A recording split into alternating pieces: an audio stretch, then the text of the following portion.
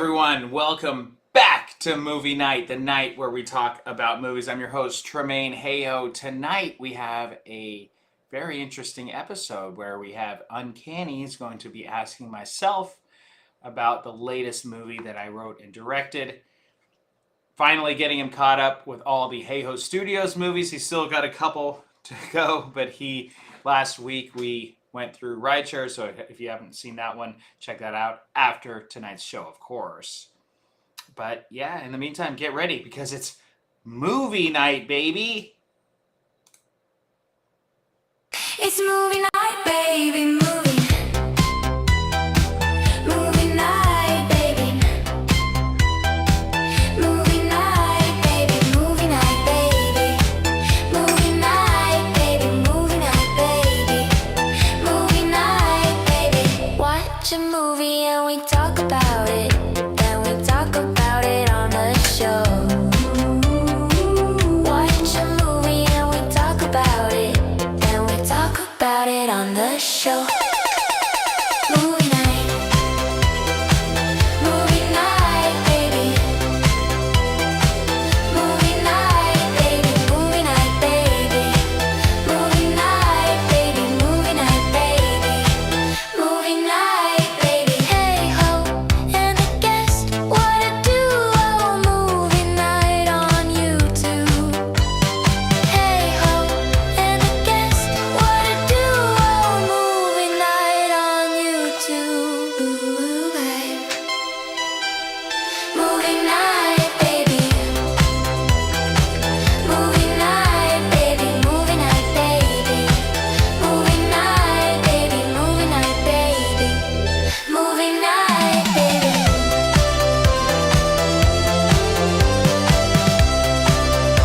It's movie night, baby.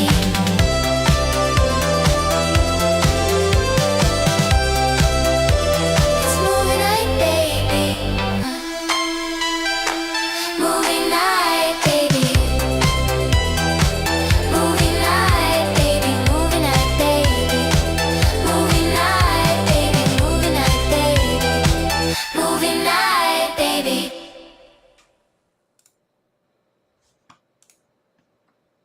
Okay, we are here. Hello, Uncanny is here. Hi, Uncanny.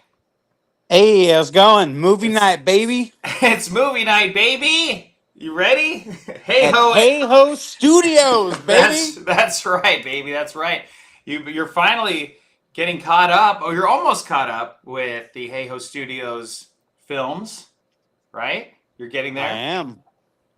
You're getting Yeah, I've got Rideshare and SiMP under my belt. nice. I And still Cattown. You saw yes, Cattown, and right? Cattown. Yes. I Yes. I must admit, I watched part of Cattown, but I need to finish Cattown. Oh my gosh, that's I know. confessions. Big time. Big I'm gonna time. go just lash myself about 20 times, and maybe I'll feel less guilty. Good. There you go. And remember a few decades of the rosary, a few rosaries to say. I'll picture your face crying and a bunch of orphan cats while I do it too. There you go. Yes, exactly. Feel extra guilty. So welcome. It's good to see you. It's Friday night, right? And I feel all right, and the party is here on the west side. So I think we are going to have a great episode tonight. Fact check, all of those things are accurate. Oh, Whoops! I just wanted to switch places with you. I don't know why it does that. It's so weird. It's so weird. Anyway, yeah. What you said? Fact check something. I said fact check. Everything you just said is correct. It is Friday night. It's time to have a Yes. fun time. Absolutely. Yeah. Okay. So I don't know how do we? Okay. So first, I guess my first question to you is your first initial reaction. Good, bad. What do you think is it? I liked it. I think it was interesting because I think that, and I do have a question about this a little bit later. But I got a different tone and vibe from Rideshare. So this one seemed a little bit more serious overall than Rideshare, and not in terms of obviously quality, but in terms of like the humor part of the dark humor was pretty evident early in Rideshare. Um, I did see it come out a little bit later in SiMP, but it did have a little bit of a different feel this time. Oh, interesting. Okay. Yeah. Good. Good. That's good. That's a good thing. You don't ever want to do the same thing over and over again. At least I don't. Right. You want to. I wanted to do something a little bit different, not just do the same thing. Well, you don't want to do Avatar parts one, two, three, four, five, six, I seven. know. Well, hey, if Rideshare had made $1 billion, I mean, yeah, okay, I'd be You'd be on like, it'd be Rideshare. rideshare Yeah, 7, yeah, we'd be 10. on say yeah 7, 10, 25. I don't care. It's $1 billion every time. Yeah, yeah, yeah. I mean, yeah. This one was I wanted to challenge myself, and especially because Rideshare was 99%, actually 100% nighttime. I don't think there's a single night or day shoot. Uh, Maybe Well, there's I like think that's there's true. like the sunrise maybe coming up, but yeah, it's pretty much, or maybe we cut that scene out. I don't know, but yeah, it's pretty much all nighttime. So I wanted this one to have a lot more daytime. So it's probably about 70% daytime, I'd say 70-80%. There's still some night scenes, but wanted to do something a little bit different. I think too that part of it is, and I have another question about kind of the locations in the film, but I also noticed there's kind of quite a bit different in terms of like rideshare, like you said, it's all at night and it's like all kind of it's the city, right? So like you see a whole lot of like urban landscape where it's just kind of cars, and drive-throughs, and like part like sometimes industrial buildings and stuff. Whereas Simp has like beautiful forest, like nice like little green belt area in the beginning scene. Like it looks a lot prettier, which is a little ironic concerning the whole topic of becoming a potential sex slave. But Yes, yes. Well, exactly, and that's exactly what we were going for with this. It's the beautiful location, the scenery, but deep down, or what's underneath that, all that beauty, there's there's darkness. darkness. Yes, darkness that happens. Yeah, that's essentially what I was going for. And then also having a female lead was an interesting challenge, as opposed to a male lead, and it was more interesting writing for that type of character because um, I didn't want it to be the same like damsel in distress type thing. I didn't want that. I didn't want it to be like that, right? Because there's been a million of those types of movies, and I mean, of course, this isn't the first kidnap movie type thing, but yeah, I wanted You it. might say she was taken. Yeah, she was taken. Oh gosh, I'm yeah, sorry, I can't help it. You taken. invited me Yeah, on, I so did. I That's true. That's true. And you're welcome. Yeah, yeah. So that was a challenge too. I didn't want to make it where a lot of writers, especially when it's male writers writing for the female, it's always interesting where a lot of guys don't write girls right. I feel like or they try to make them a certain way. I don't know. It was just a challenge. They'll just put it like that. And I didn't well, want it's her. you kind of have to step out of your own mind a little bit, right? Because, like, I mean, as a writer, you have to do that in general. There is like obviously we have more in common with the fairer sex than we have different overall. But there is kind of more of a female mindset and a way of thinking through the world than there is kind of the male, right? So that is an extra added challenge on top of just overall writing different characters. Totally. Yeah. Totally. Yeah. So it wasn't. It was. Yeah. It was a different challenge. And it was fun. It was a fun challenge to do. Where. Yeah. I don't know. I don't even know how I. Where with rideshare, you're like, I know how to fit a serial killer's mind, right? Right. Yeah. Exactly. Yeah. That I knew to a T. That was easy in my sleep.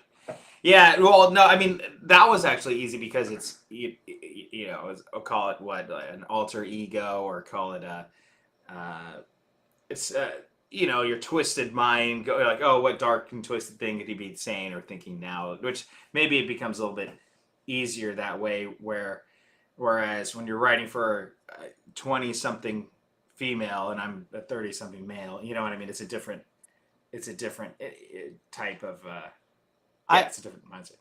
I actually have can I so can I jump questions a little bit since we're kind of like Yeah, leading yeah, that yeah, way? yeah. Well, yeah, whatever. Yeah, yeah. So he's Okay, gonna be cool. Barbara Walters seeing me I tonight. I no, it's well, okay. For transparency, I think of kind of questions as I've been watching your movies, and I try and think of questions even when we're not talking about Hey Ho Studio movies, right? We're just talking about whatever. So I I sent him over just a little bit so that he wouldn't be completely blindsided from my thought pattern, but we didn't discuss it ahead of time, so it's all fresh and Yes, that's new. fresh and new, baby. No, Yes, nothing scripted. It's all right. off the wall, right? Yeah, that's right. Um, so one of the things that I was thinking about is now correct me if I'm wrong, but you worked with the main actress before in another project, didn't you? Correct. Yes, Okay. correct. So I'm curious what that's like to work with an actor that you like, because you see these relationships pop up, right? Where like Harrison Ford has worked with Spielberg and Lucas a number of times, right? Like probably the Right. biggest roles of his whole career was with those two men. Yes. And I'm interested, what was it like working with this actress again? And did you guys kind of get into a really good um back and forth in terms of the act, her maybe like helping to expand on the idea and like you guys kind of speaking the same language?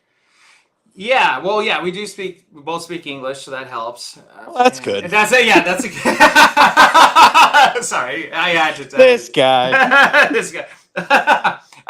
Well, yeah, no, we met on the Bachelor Party movies. So if you guys have seen, well, Uncanny, that's another rabbit hole I'll take you down later. But Oh, I can't wait. yeah, those are gonna be fun.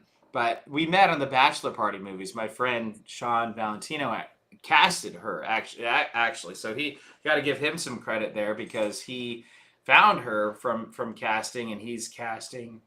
That movie. He's essentially a Indian James Bond and Ethan Hunt. So it's like Mission Impossible and everything. So he basically, his job was to cast beautiful women. That's his tough job to do. And then I played the bad guy, and then I got along really well with her on set. She's just really good vibes. Just really nice, humble girl, and everything. And she was really gung ho about her role, and she played a dumb blonde but secret agent blonde and double agent or whatever, and had some really over the top lines. You're And really James Bond, like no joke, because that's like, yeah. like a female body part galore, so to speak. Excuse me. Yes, yeah, James Blonde. So yeah, she was, she was in there, and we got along really well, and it was interesting because I think she talked about a scene when, because I technically they hired me to direct these movies, and even though I mean I directed them technically, but not really. I don't know. That's a whole nother story, but uh, yeah, I mean I guess I technically directed them, but anyway, so yeah, I directed her in a bunch of scenes and stuff, and we just always just got along and laughed. And then when I was writing this movie, I'm like, well, it has to be a beautiful blonde to be the lead role. She has to be smart. She can't be a bimbo. She has to fit a certain criteria.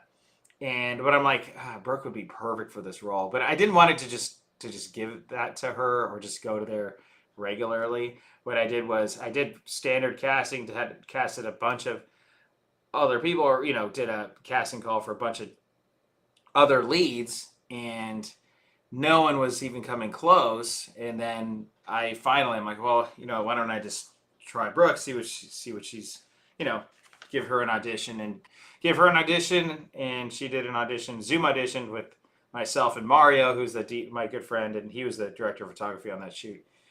And she just knocked it out of the park. So I was like, oh wow, all right, okay. So my first inclinations were perfect, and she was just great for the role. She worked really well. And then with Mike was a lot tougher too, because to be the other male lead opposite her. And is that Dan in the movie? That's Dan in the movie, correct? Okay. Yes. Real quick, what's up, Tommy? What's up, Tom? How's it going, guys? Hey Tommy. Thank you guys for joining. If you guys haven't already, click that like button, slap that like button. We're getting more and more views. Last video got 1,400 views, which is really good. A lot more than what we've normally been getting. So it's onwards and upwards, guys. We're doing well. So anyway, but yeah. So with Mike Markoff, I put out casting notice on LA Casting. I put out casting stuff on Facebook, and nothing was even coming close. Any type of interest for that role, it was just not. Just the actors weren't there, honestly, and it needed a good type of acting that was required. Someone that's seasonal, someone that's professional, and finally, it was a tough thing where the toughest part was finding the male lead in rideshare, as I told you how that happened. But finally, I had been checking LA Casting, putting out other notices and everything. Finally got one, and it was this guy Mike Markoff, and then he was wearing these fake glasses in the audition, which we'll forgive him for that. I can always tell when actors are putting on fake glasses or they're trying to look a different role, but it didn't suit the character at all. It wasn't called for him to wear glasses at all or anything like that. But anyway, he did it, and I'm like, oh wow, this guy's pretty good. And then I looked at his reel, and his reel was really impressive as well. So he had a bunch of Lifetime movies and other movies. Really? Yeah, he's been in a bunch of Lifetime movies, and then he was also in a movie called Hitman that's been on Netflix now. So he was working on that with Glenn Powell and Richard Linklater. Richard Linklater, the director of All Right, Dazed and Confused. So like he'd had some good acting chops on his belt, and I called him and explained to him the deal about the thing, and so that went well. So that's kind of how those two main parts happen. So, Nice. So, so to kind of widen the scope a bit, back to kind of my first kind of question, I asked this with rideshare too, just because I think this is interesting. As you know, I'm still aspiring writer, and one of the things that's really interesting is thinking about like how authors about kind of coming up with those ideas, right? Like the kind of like the milieu in their brain of what inspired them. So I'm curious, what inspired you to write and create SiMP? yes. So there was a story about there's a story about this model who got kidnapped at a fake photo shoot, and it happened in Europe, and the model was English, model was British, and her agent set her up with some photographer in Spain or something like that, and she ended up getting kidnapped. So, but what was crazy was that when she came back from being kidnapped, no one believed her. So I found that to be very interesting because she was a beautiful blonde. They thought that she was a model. They thought she was just doing it for fame. She was doing it for money, fame, or whatever, clout. And mainly because when she came back, she's just like, "Oh, I'm just so happy to be back. I'm happy." And then people are like, "Aren't you traumatized? Aren't you going to be crying for the cameras and everything?" And she wasn't like that, which that kind of stuck with me that stuck with me. So that story just stuck with me for a bit, and then I'm like, well, yeah, I mean, like when a movie story sticks with me, I can't get it out of my head. I just have to do it. So I'm like, all right, like let's just do this. And of course, I took similar. It was always on the news. It was on BBC News. Yeah, it was on BBC. She was a British model, so it wasn't as famous out here. But she was still on Dr. Phil, all this stuff. And Tom, don't be jealous. Don't be jealous, brother. You can make your own movie and work with actors, dude. You can do it. So, yeah. Oh, that's interesting. Yeah, it's interesting to hear where that inspiration comes from. I know. And have you ever? I know maybe at some point we can talk about the movies, but there's the book Dune by Frank Herbert. He got Yes. he got that inspiration. Craziest thing. He initially got the inspiration for the idea of Dune because he was doing a seasonal job in I think it was Monterey, California, doing Wow. basically desertification. So there's like a lot of sand and kind of like around that area, right? And Yeah. they were basically planting plants that were local with deep roots to try and turn the sand back and reclaim some ground, right, for local plants and stuff. And that's where he got the idea from the kind of dune. So it's interesting, and I actually find that news interesting, that news story interesting too, because as we'll get into later, I have a fan theory Okay. as to Okay. what happened in the show, and I have some reasons as to why I think that, but um that's really cool. So I mean, probably not for the lady who got kidnapped in Spain, but you know. No, yeah, definitely not. Well, I just want to say what's up to 8BE, baby, in the place to be, baby. What's up, 8BE? How's it going? AB Eric is an awesome friend of mine, YouTuber. He's almost at 100,000 subscribers. Wow, it's like, oh me, oh my. Oh me, oh my. Yeah, it is an interesting thing. I get inspired by true events, but it is that thing where it's inspired by true events, but that's all it really is, to be honest. I mean, there's similarities for sure, but it wasn't. It's not completely her story. I took completely all these liberties Yeah. from writing it, but it was definitely inspired, and that happens all the time, right? Fake photo shoots, or even just someone saying they're something that they're not, right? So they have to kind of. Well, and that's like a, not to get too dark, but like there's a certain mall in the greater Sacramento metropolitan area that is actually infamous for being the location where like women and guys will basically pretend to be like friends with, like, befriend teenagers and then basically lure them to be kidnapped, which is pretty scary. Oh my gosh, that is very scary. I haven't I, heard I about won't that. defame the mall of which this is, but anyone Is from the it Arden Sacramento Fair Mall? area. Is it Arden Fair? Uh, Is it uh, Flor? Is it Florin Mall? Florin. no, it's the gas, it's the AMPM by Martin Luther King Jr. Boulevard in South. Oh, No, no, no, really? No. no. It's the Galleria Mall, and it's Oh, really? No way. A yes. Galleria. Well, because What? they have the giant. I think it's Galleria. It's the one with the giant parking structure, right? Yeah. And Yeah, it's that's a because guy. it's so big that people can blend in and out really Oh, easily. And wow. you have like all of the people with families move out to the burbs, and that's where they go shopping. So, um, Oh, wow. and they have the big parking structure, which is a little scary too. But Yeah. Wow, I had no idea. I thought it would be in a worse area because it's in a pretty nice area, the Galleria. it is. Well, unfortunately, the thing is, you can live in play, so to speak, in a nice area, but criminals have cars, so That's true. That's a good they know point. where to go. The criminals these days have vehicles. Oh, they have cars. I remember back in the good old days when they didn't have no cars. all, They had the, to hoof it. all them criminals was on horseback. So your next movie is a cowboy movie, isn't it? That's right. Cowboy criminals. You guys heard it here first. Inspired by Uncanny's stupid jokes. Yeah, yeah. Yeah, no, that's a good point. That is, oh wow, that's actually giving me ideas here. So that is crazy though. I mean, I was just there a few weeks ago. Um, You wouldn't think it, but yeah, you gotta be careful out it there. makes a lot of sense though now. Yeah, definitely, kids, be careful out there in the Galleria, Roseville Galleria. Exactly. Yeah, definitely. Um, so speaking of kind of the Sacramento area, I did notice there were some really cool shots. I assumed that you took the one of the Capitol Bridge with like a drone or something. I did. Um, Yes.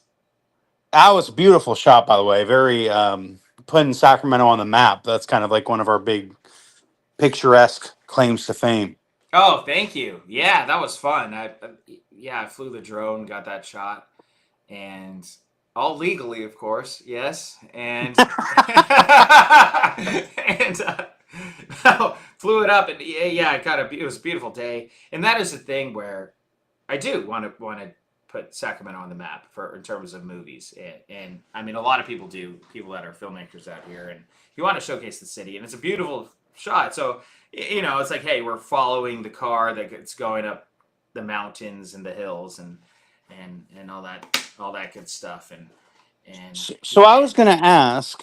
Speaking of, I've lived kind of all over kind of this area, right? Like, and I was like I'm curious about where other scenes were shot. So like the cabin, was that around like up 50, kind of near Pollock Pines, Tahoe area? that was Forest Hill. So yeah, that's up 80. I 80? was up 80, a little bit Yeah. north of that then. Yeah. Because that looked a lot like kind of our, the border between the mountains and our foothills. Right. Yeah. It's the border of Tahoe National Forest, I think. And Yeah. yeah, so it's up there. A beautiful location. That was another tough part where I had to find a good cabin that, of course, that we were able to film at, and then also one that was close enough to town but far enough away. I didn't want it to be completely in the boonies, just logistically for cast and crew. It would have made it a little bit of a nightmare. But so it was out there, but it wasn't too far out there. And it was an Airbnb, and I actually contacted the owner. And at first, I'm thinking like, well, do I do the whole ask for forgiveness before I ask for permission because then they could say no type thing, or do I just be completely upfront with her? And I thought like there's so much at risk, right? So if the risk was not worth it, if I were to just try to make a movie at a cabin and not tell the owner that we were doing it, you know what I mean? And also that's Yeah, shady. because then they can cause all kinds of legal That headaches causes all afterwards. kind of legal headaches, especially, and then also we've got people flying in from everywhere, and then if we lose that location, then we're screwed. So I was completely upfront with them about everything, and they were really awesome. They were super cool. They were the best people that I could find, that I could have found, and the best location that we could have found. It really was like the cabin, and ended up being on a Christmas tree farm, which we I didn't know. saw that as she's running away at the end. I was Yeah, like, yeah, yeah, oh, yeah. Spoiler, that's a pretty spoiler. cool Christmas tree farm there. Yeah, and that's the thing where about a location that it's like being part of the location. Like the location is there, but I'm not like, hey guys, look at this Christmas tree farm. Look how great it is. Because a lot of people try to do that too much. You know what I mean? They try to rub it in your face, whereas it's more of just the backdrop. Like the backdrop is a beautiful location, and it's a Christmas tree farm. So that's just the setting. Well, Yeah, well, and I thought it played really well because like as I'm watching this, I'm trying to like everyone else is watching, right? I'm trying to figure out a little bit of what's going on in the background, right? Like with these characters and like the setting and I just thought I'm like, actually Christmas Tree Farm, like depending on which theory that I'll get into later, either it's a really good cover, right? Because it's like, oh, we just make Christmas trees out here, or it's like or it's like or it's a good explanation for why like basically two kind of schmucky brothers are able to afford a nice cabin out in the foothills is because they have a business selling Christmas trees, which is like a real thing. Right, right, yeah, and that they would have logistic, yeah, legit money to do that. Yeah, that is. I like both of those theories, and it is something that, yeah, I like both of those. I like both of those theories, but And I'll get into it later because I have a whole fan thing, and I don't know if I'll be right or partially right or completely off, but okay. I enjoyed the ending, by the way, because it gave me a lot of food for thought. Like Oh, I told great. you before, I like thinking through stories and movies afterwards to be like pick out little details of the time either didn't make like maybe didn't make sense or like I was kind of like, huh, why is the director pointing us at this thing right now? Hmm. Yeah, interesting. Okay. Yeah, we'll get to those. Yeah, we can get to those in a bit, but we'll do a spoiler and everything. Yes. What up, Rideshare Road Warrior Rick? Say that 5 times fast. What's up, Rideshare Road Warrior Rick?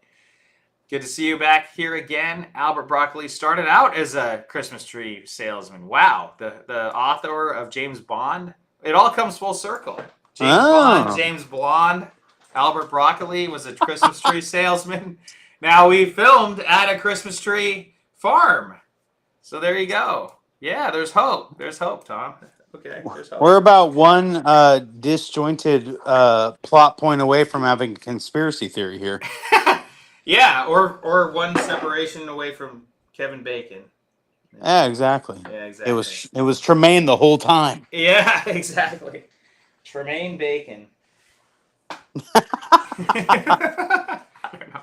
Um, so so I noticed there was some Easter eggs uh, in a couple of places. I saw like Rideshare was playing on the TV in the bar.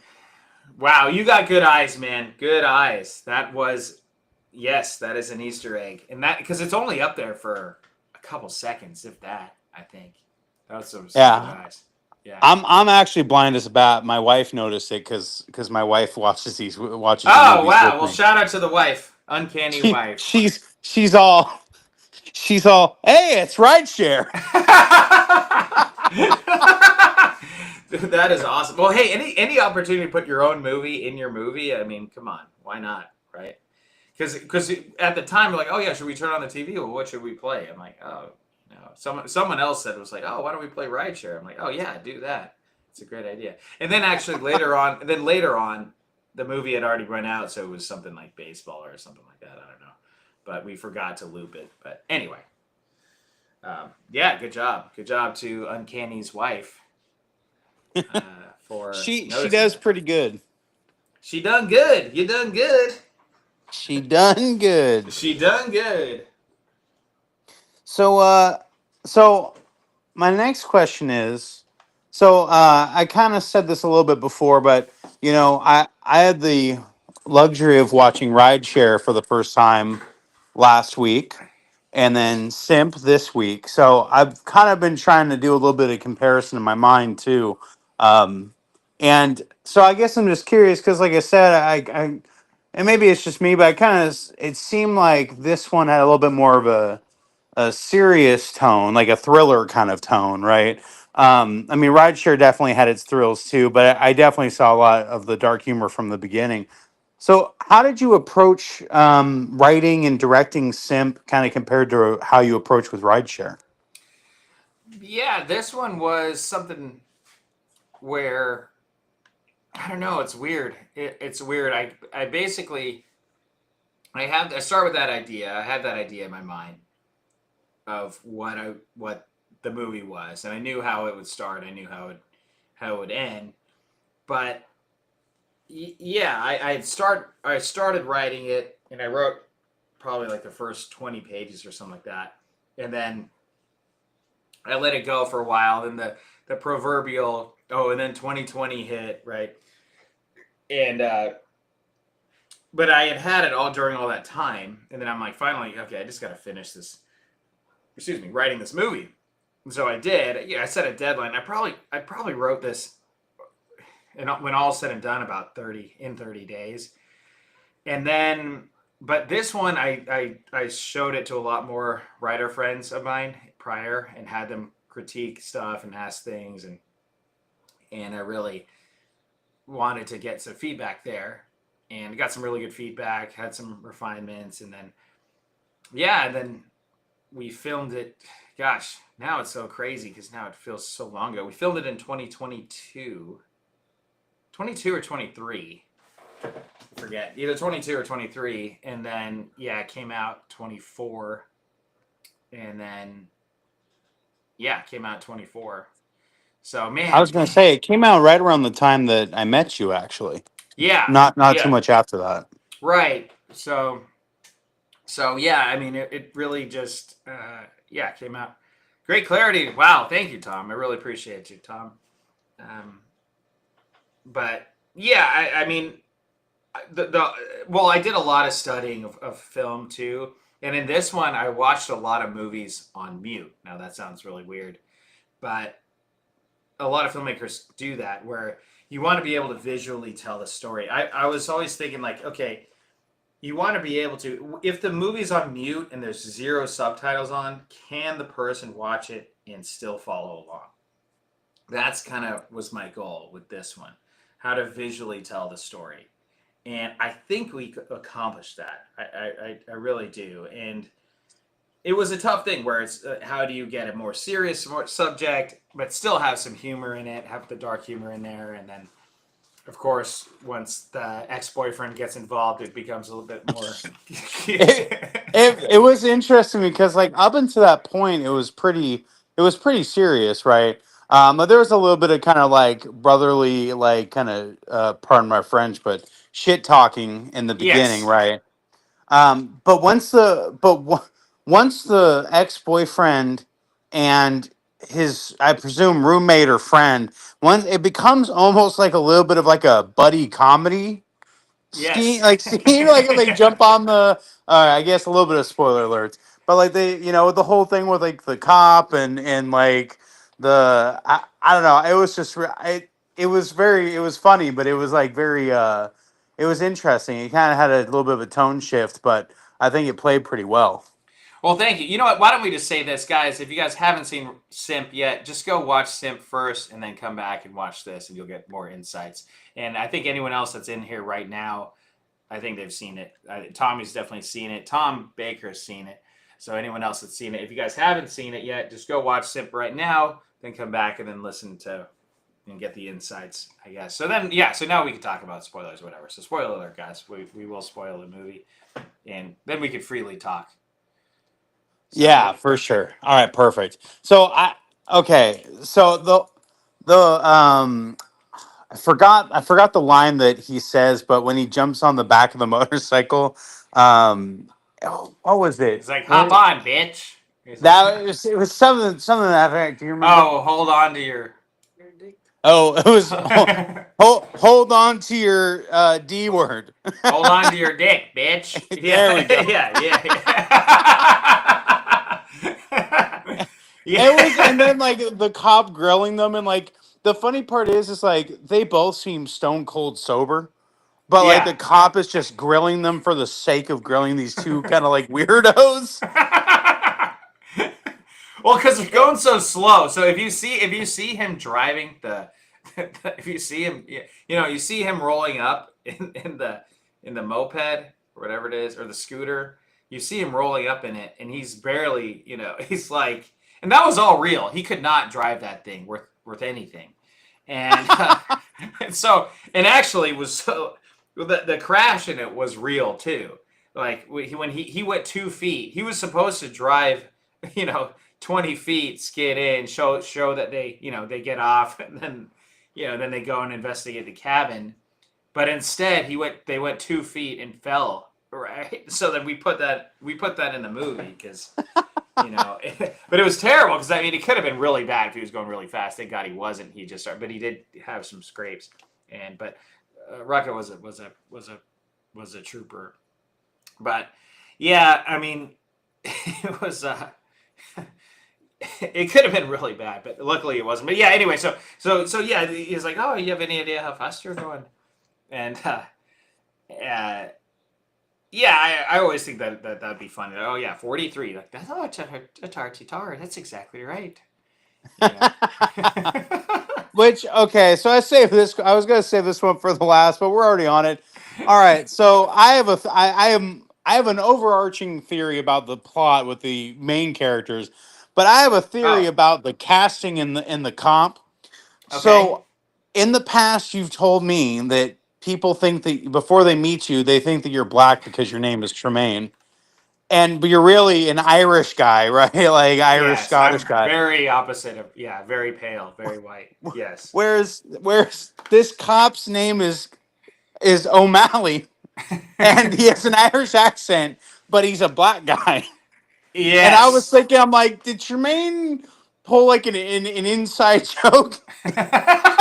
An inside joke with himself. Yeah, I mean, right, Yeah. but like I know you, so like it's a little bit, it's funny, right? Because it's unexpected. It's kind of like a like I don't know, maybe like ironic humor or something. But it was even funnier for me because I'm friends with you, and you've told me that. Yeah. Well, dude, okay, so you'll get a kick out of this. So I was looking for a cop, and I had seen this guy, NJ. Brown in another movie. This really cool movie called First Date. That's a really good indie movie that was made here in Sacramento, the Sacramento area. And I went to their premiere, and it was awesome. And he really stood out as one of the actors. And then I ended up going to one of his other movies called Love in Quarantine, which, we won't talk about that movie, but he was good in it. He was good in it. It's Love in Quarantine. I don't. Anyway, that's another story. But anyway, I got to know him really well, and I said, "Oh, he would make a great cop." And I said, "Hey, could you send in an audition reel?" And yeah, here's the cop. Here are the lines and everything. It's totally normal cop. Here's the officer. I think it was Officer Williams or something or whatever officer. It's Officer Johnson. Officer Johnson. Yeah, it didn't matter. So he sends me an audition, and it's good, and it's good, and then he sends me an audition with an Irish accent, and I'm like, the script did not call for an Irish police officer. It did not call for a police officer with an Irish accent at all. There was nothing in the script about saying, "Hey, do an Irish accent." There was nothing. And I'm like, what? I'm like, this is hilarious. And I'm automatically laughing. And because, do you have any idea how fast you're going? But it turns out he is Irish. He was born in Ireland. He is Really? Irish. Yes, he is really Irish. And I think he lived in Ireland for the first 5-6 years of his life. Then he moved out here. I think his mom's from Ireland. My Irish brother. Yes, my Irish brother. So I'm like, what do you think about that? I mean, that is a big risk to put on an accent that the director did not call for at all. It's pretty bold. It is pretty bold, but it was so funny. I'm like, this is hilarious. What if he was Irish? That is so funny. And I sent it to my audition to my friend Todd, who played the other brother, the one with the goatee, the Lucy, I'm home. Him, Todd, and he's a writer himself, and he helped me proofread a lot of this stuff. And he was busting up laughing. Oh, dude, this is hilarious. And so I'm like, dude. So we filmed both ways. We filmed the Irish way, and we filmed the regular way. And the Irish one won because it was so funny. I mean, it was just. And then when we're filming, and he's like, "Oh, you have any idea how fast you're going?" I say, 43. Then he's like, "It's exactly right." I'm like, "Give me a tarty-tar." I'm like, "NJ, give me a tarty-tar." And he's like, "What? What do you mean?" I'm like, "Just give me a tarty-tar. Just say tarty-tar. That's exactly right." He goes, "Oh, okay." He's like, "Okay." That was my direction. My wife and I were busting up at the tarty-tar, by the way. Yes. I will take credit for the tarty-tar. Tarty-tar.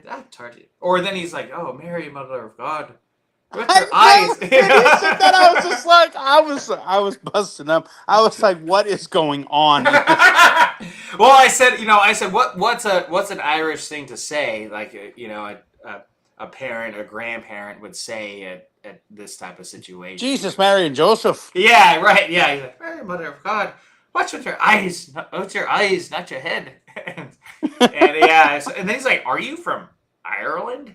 Like Compton, but there's a Compton, Ireland. The Compton thing was. There's a Compton, Ireland, right? So anyway, I think there is, or whatever. In the movie, that's a Compton, Ireland. And then Rucka's always joking that he's black. That's part of his Rucka Ali. I don't know if you knew the guy that played that character. He's a YouTuber, and he's always joking about being black and stuff. Even though he's not, he's Jewish. But anyway, he's like, "Oh, same here," and it's like, and then he's like looking at him like, and he's got that look like, you can't get mad at me.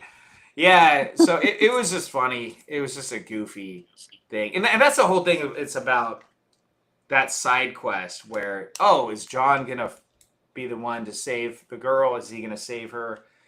And no, he's not. I mean, he does his best, right? But he gets there, but he's a day late and $1 short. And, well, and that's kind of where, like, the buddy vibe thing is kind of funny, right? Because, like, it's really it's like the it just it feels like basically everyone's like, don't handle this. Like Yeah.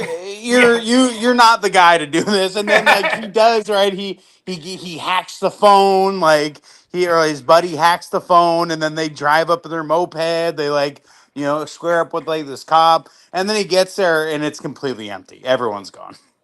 Right. Yeah. Exactly. Yeah. And he's like, John. He's just like, I'll see what I can do. You know. Yeah. This movie's really about how everyone in this movie gets in way over their heads. They're completely in over their heads. They are like, and then the mom is a bit of a mess. Like the mom is like, oh John, we can't call the cops. And then I told Rucka, I'm like, Rucka, this character's, John, the character of John, in his own mind, he's James Dean, right? Like Oh yeah. you know what I mean? In his own mind, he is the you know Omega. Well, like He's they show up right to like the studio, and he's like trying to charm you, right? Like taking yeah. photos and stuff, and you're just like, dude, shut up, man. I'm running this by the hour, okay? Just sure, get out of here. Yes, yes, yes. That was fun. Uh, yeah, exactly. Right. Yeah. I'm like, I don't care, dude. It's like, oh, her phone. Where's her phone jacket? And I'm like, phone jacket? What are you talking about? It's like, well, her phone, but it was in her jacket. So, it's so It's like stupid. it really is like he's like the anti James Bond, right? Like he's like late. And Yeah. everything has already gone down. He's Yeah. not suave or Not charming. smart. Yeah, not swap. He can't put the kickstand down in the moped, which that was all real. I just like, this is hilarious. He couldn't, like, Mario and I were just laughing our asses off. I was just trying to. He was legitimately trying to kick that kickstand down to keep the moped up. And we're just like, just let it go. And there was actually another cut. I kind of wish I kept it on there, but when he was putting on his gloves, like he couldn't put on the orange gloves, and it Right, took because it like, was like, hey, fingerprints. yeah, fingerprints. Yeah. Now all of a sudden he's collecting evidence. Right, he's putting it in a plastic bag. He's taking it very seriously. But the actual scene when we were filming it, he could not put the gloves on, and it was the most awkward thing. And it just shows it worked so well with the character, but it made a 10-second scene like 2 minutes. Right, so I had to kind of cut. I had to cut it down. But it is hilarious because it was something where he was trying to pull the rubber glove on, and it was just not working. And it's just so fitting for the character because he's trying to be Sherlock Holmes. He's trying to be James Dean, and he's none of that. And then he might, maybe he has hope that he was with that, right, that he could get He back could with her. save her, and then He he would gets, be the boyfriend again, and like he'd be the hero, right? Like he thinks he's the protagonist when yeah. he's a side character on like a schmucky road trip buddy movie. Yes, 100%. Yes. And that is the thing where a lot of, some people have said, not a lot, but some people said, well, the tone changes and now it goes off to this whole side thing, and then you don't even, they don't even do anything with it, so it's kind of pointless at the same time. But it was kind of showing, it gets pretty redundant if you're in the cabin of the same, you're in the same place at the same time with just two characters. There's a lot that can happen. And also, I wanted to show that, hey, there's other people that are looking after her, that are kind of trying to save her. And the mom's just continually drinking and smoking more and more. I Uh, I saw that too. All right, so like, and I did get some vibes from like the mom. So do you remember in the room, like Lisa's mom? Right, like every scene, she's basically. I don't remember if she's drinking, but like I could easily picture like a glass of wine, and she's just every scene is just her going. You need to do this, right? right. Yeah, And yeah, yeah. I could not say like, and it's funny because like there wasn't any other characters that like they remind or situations like it wasn't like the room at all except for like her scene when she's talking on the phone, and it's even funnier because like you know how in the room, like Lisa is always like everyone is always super dismissive of her because everyone's just like this lady's so annoying, right? Um, but like in the movie, like okay, so we never get to see Al, right? The talent agent. Oh yeah, right. And Yes. at first, I thought that he was like in on it, but Uh-huh. then when like after the second scene of the mom talking to him, and like her talking about Jessica talking about how he's like a boomer and doesn't know what Bitcoin is, Yeah, yeah. I'm like, actually, that might just be the case. Is he's just like, listen, we can't call the cops, okay? We can't do anything. Yeah, he's like I'm gonna see what I can do. It's like, well, best of luck with that. Let me know how it goes. It's like, oh, gee, thanks, Al. Yeah, thanks, buddy. Yeah. Well, and It's that yeah, that does go back to I wanted people to think that, oh, is the agent in on it, and that kind of was the thing in the real story. People thought the agent was in on it, that he set this up and he set it up with the person that is asking for all this ransom money, and then the agent makes off with all this money, and it wasn't the case. The agent just didn't do his due diligence. He didn't vet the person, and that's how it all happened. And then she fired the agent afterwards. And but yeah, it was just he again. The agent's in over his head. He doesn't know. She's a lower level model. It's not like it's like it's her representative is not going to be freaking Tom Cruise and Jerry Maguire. You know what I mean? He's not. no. She's not going to have the top talent agency, right? Well, Representing well, her. and like, did you ever watch the show Friends? Yes. So Some you some remember of it. remember Joey's remember Joey's talent agent Estelle, the old lady who was like, "I could get you a part in the circus," right? Like that's kind of the idea that I was just like, he literally is just kind of like, well, there's a job in this old abandoned, steelworks. Hey, I'll have fun, right? Like, Right, right, yeah, yeah, exactly. That's exactly what it is. Yeah, that's exactly what it. Yeah, and that is the thing. And a lot of agents aren't very smart. That's a whole another thing. But no, just kidding. But yeah, but all right, can I bust into my theory, my conspiracy theory oh, of the please plot? do. Whatever. Yeah, I'm here. I'm Okay, listening. I'm listening. Let's hear this. so there's two competing theories, both of which can make sense. But I strongly believe in one of them over the other. So the one that option two, as I wrote in my notes, is that everything is as it is shown, which is that she's a model, she gets kidnapped by these guys. There's a shadowy plague, black plague, you know. Sorry, I was burping. That's right. Black plague organization. There's an auction, and there's okay, so like in all, and then she like she seduces him, and that's what's on the tape, right? Of her piggyback riding is just her attempting to kind of soften him up so that she can escape. So, and then she gets to that bar and pounds down the vodka or whiskey. So that's like that one is like the kind of, I guess, standard interpretation, I might say, right? Which everything is on par, everything is on the surface, right? But my alternative theory is this. I don't think that her agent was in on it. My alternative theory is that Jessica did, in fact, set it all up. And my reasoning is this: there's the flashbacks of her talking with her friend about the sugar daddy and Mhm. how she thought, because so she's newly single, right? She Mhm. dumped what's his name on the John. moped, Yeah, John. John.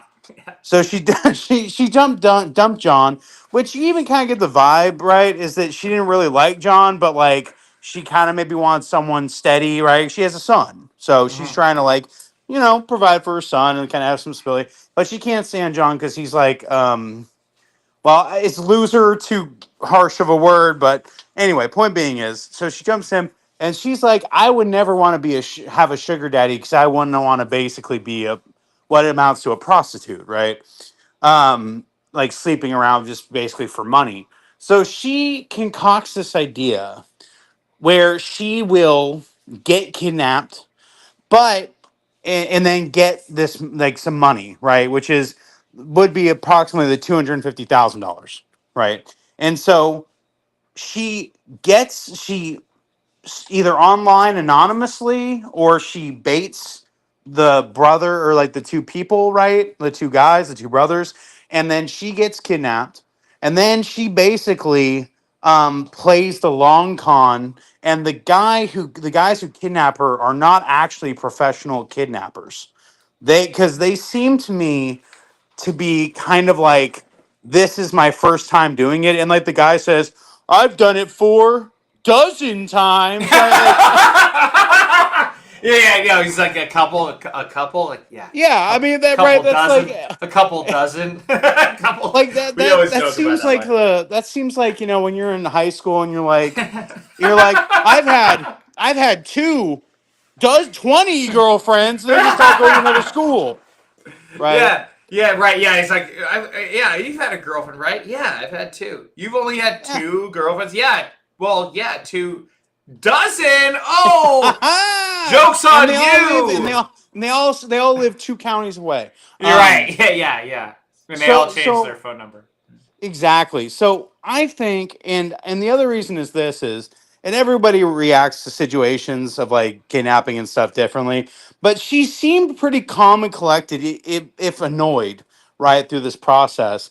And I think that she actually gets the Dan to fall in love with her, and he's just a dude who, I don't know, is trying to do this because he thinks that maybe he can get her to fall in love with him, or maybe he does want to kind of make some money, but like then he's not like a kidnapper, right? He's not like an MS-13 agent or something. And Right. so when she stabs him, I think that it does two things, right? Is one, and like, so he says the 250 is not enough. So maybe he's not even in on it. Maybe he thinks this is kind of real, right? Maybe she hired him anonymously or something. But so he's like, the 250 is not enough, and it's not because the Bitcoin thing.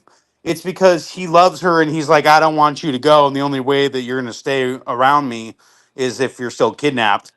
Um, and so she stabs him, one, because it covers up her story, right? Like, there's like a wound, and she probably would have blood on her and stuff, right? So like, well, she does have blood on her jersey, right? And Mm-hmm. then two, I think that that's kind of like a way for her to kind of basically escape him when she's done with the ruse. And then I think that she basically somehow set it up to where she would get the money from the agent, and then basically be good to go. So Mm. that's my theory. Okay. Okay. Interesting. Very interesting. Very interesting. I like it. I think that's what's interesting about this movie and leaving it a little bit open ended. I mean, I gave you, I think, enough information, but at the same time, the whole thing was, yeah, the end where a lot of people think, oh wait, it was a twist. She was in on it this whole time. Like this is not real. We got Trevor Harris in the building. What up, Trevor? Hey, what's Yes, up? we got Trevor Harris. Yes. Have you guys heard of the Trevor Harris Center in Folsom? It's amazing. You guys need to go check it out. July 10th through 12th, we got the Golden Bear Film Festival, and that is our new film festival. We'll talk about it a little bit more, but just thought of it just because the Trevor Harris Center came in to say what's up. What's up, Trevor? But yeah, what's interesting is that I want people to kind of come away. Yeah, maybe half of them come away with no, what we saw was legit. That's what happened.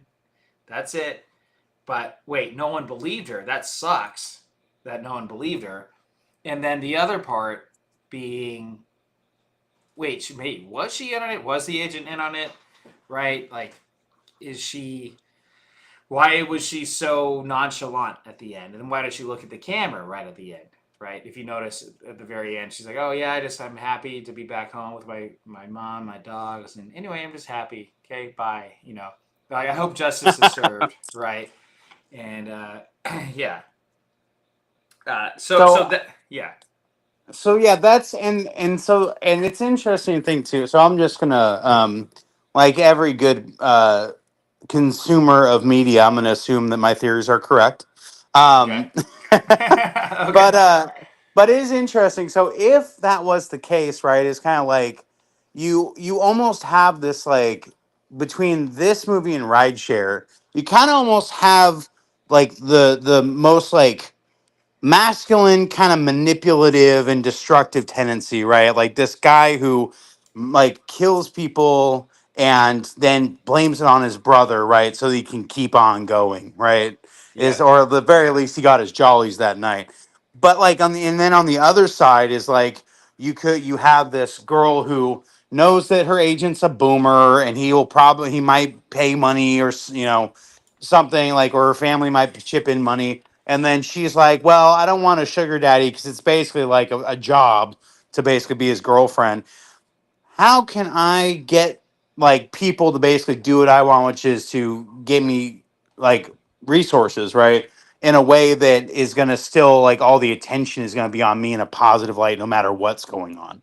So it's an interesting kind of, and like I said, I might be just drawing imaginary lines here, but um, I choose to think that you're a thematic genius, and that Thank you're you. these two, and that these two movies are kind of like flip side coins of a similar theme. Yeah, it is a similar theme, and in a lot of ways, I did it. If you look at a lot of things, I'm like, wow, did I just remake the same movie twice, right? And but they are completely different, but they're very similar at the same time. There's the hook, there's that intro, and then there's the credit scene, and then you get back into it. But I wanted this one to have a lot more of an old school movie feel to it. I wanted it to be more with, especially with the strings and with the intro and the credit scene and everything, or how they used to do it back in the day, where they'd have the classical music and the credits and all that. But then you don't want to bore the audience with having too long of a credit scene at the opening. I hate credit scenes, to be honest, unless it's like James Bond, where they do something stylistic and they do a really cool thing with the Like title outlines sequences. and stuff. Yeah, outlines, or it's part of a story, or it's an animated sequence where, oh wow, we're learning between where we just saw the opening scene, and then we get, because James Bond does the same thing. They have a crazy epic opening scene, and then you get into it, and then there's a beautiful, diamonds are forever or whatever, right? And you've got some theme and some stylistic credits that are happening, and I wanted something that was a little bit like that, but nothing too much like that. Probably my next one will be more of that style, the James Bond style, but in a different way. I like the intro. I thought it was pretty cool. I like when intros and like the ending credits kind of add on to a little bit, right?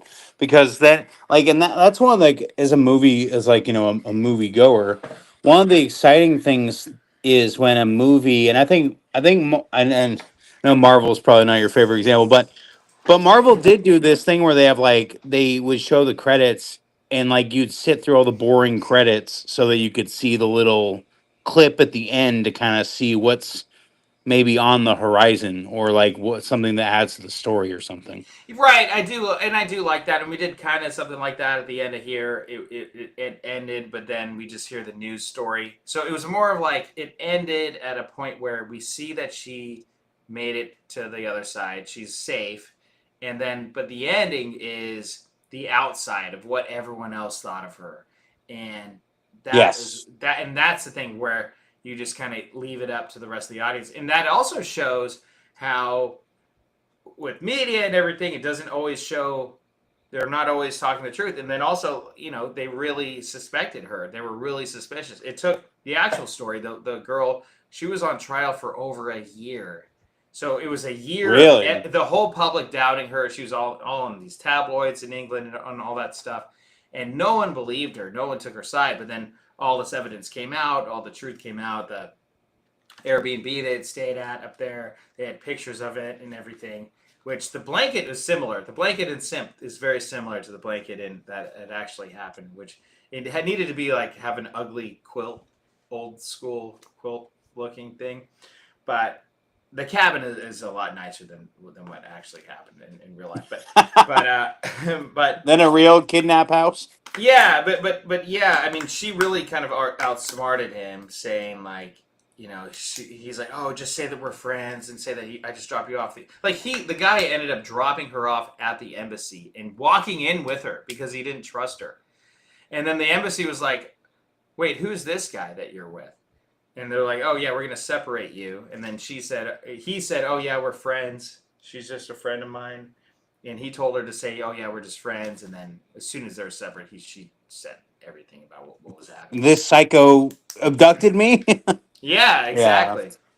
Yeah, but going back to the credits, yeah, I agree. The end credits are too long. I think if there's a way to make the opening credits fun but brief, and then also the end credits fun but brief, either show a blooper reel at the end and still have the credits rolling, or have an added bonus scene. I think that is cool. But sometimes Well, they add an extra scene just kind of for no reason, But I think it has to have some type of purpose or have a laugh. If it's like 5 seconds of someone saying, "Well, that was fun," it's like okay, well, yeah, and the other thing too is to that note, and this is we've kind of had this conversation. Honestly, the Friday movie nights are kind of blending with just you and me talking on the phone because we do quite a bit of both. But sure, is part of the reason why I think a lot of credits are so long now is the CGI and like the computer work. It's just because it takes a lot of animators to make a lot of modern movies. yeah, that's true. But with AI, it's going to be a lot less, less Just the credit. credits are just Chat GPT Yes, Chat GBT and Grok, and and Grok. Yep, yeah, that's it. yeah. Well, like I'm always talking about opening credits. I hate, especially TV shows do this for some reason. It'll be like NYPD Blue or some other random TV show, and they're just getting started. Like the first 15, 20 minutes, it's still saying assistant director, assistant editor, John Schwan.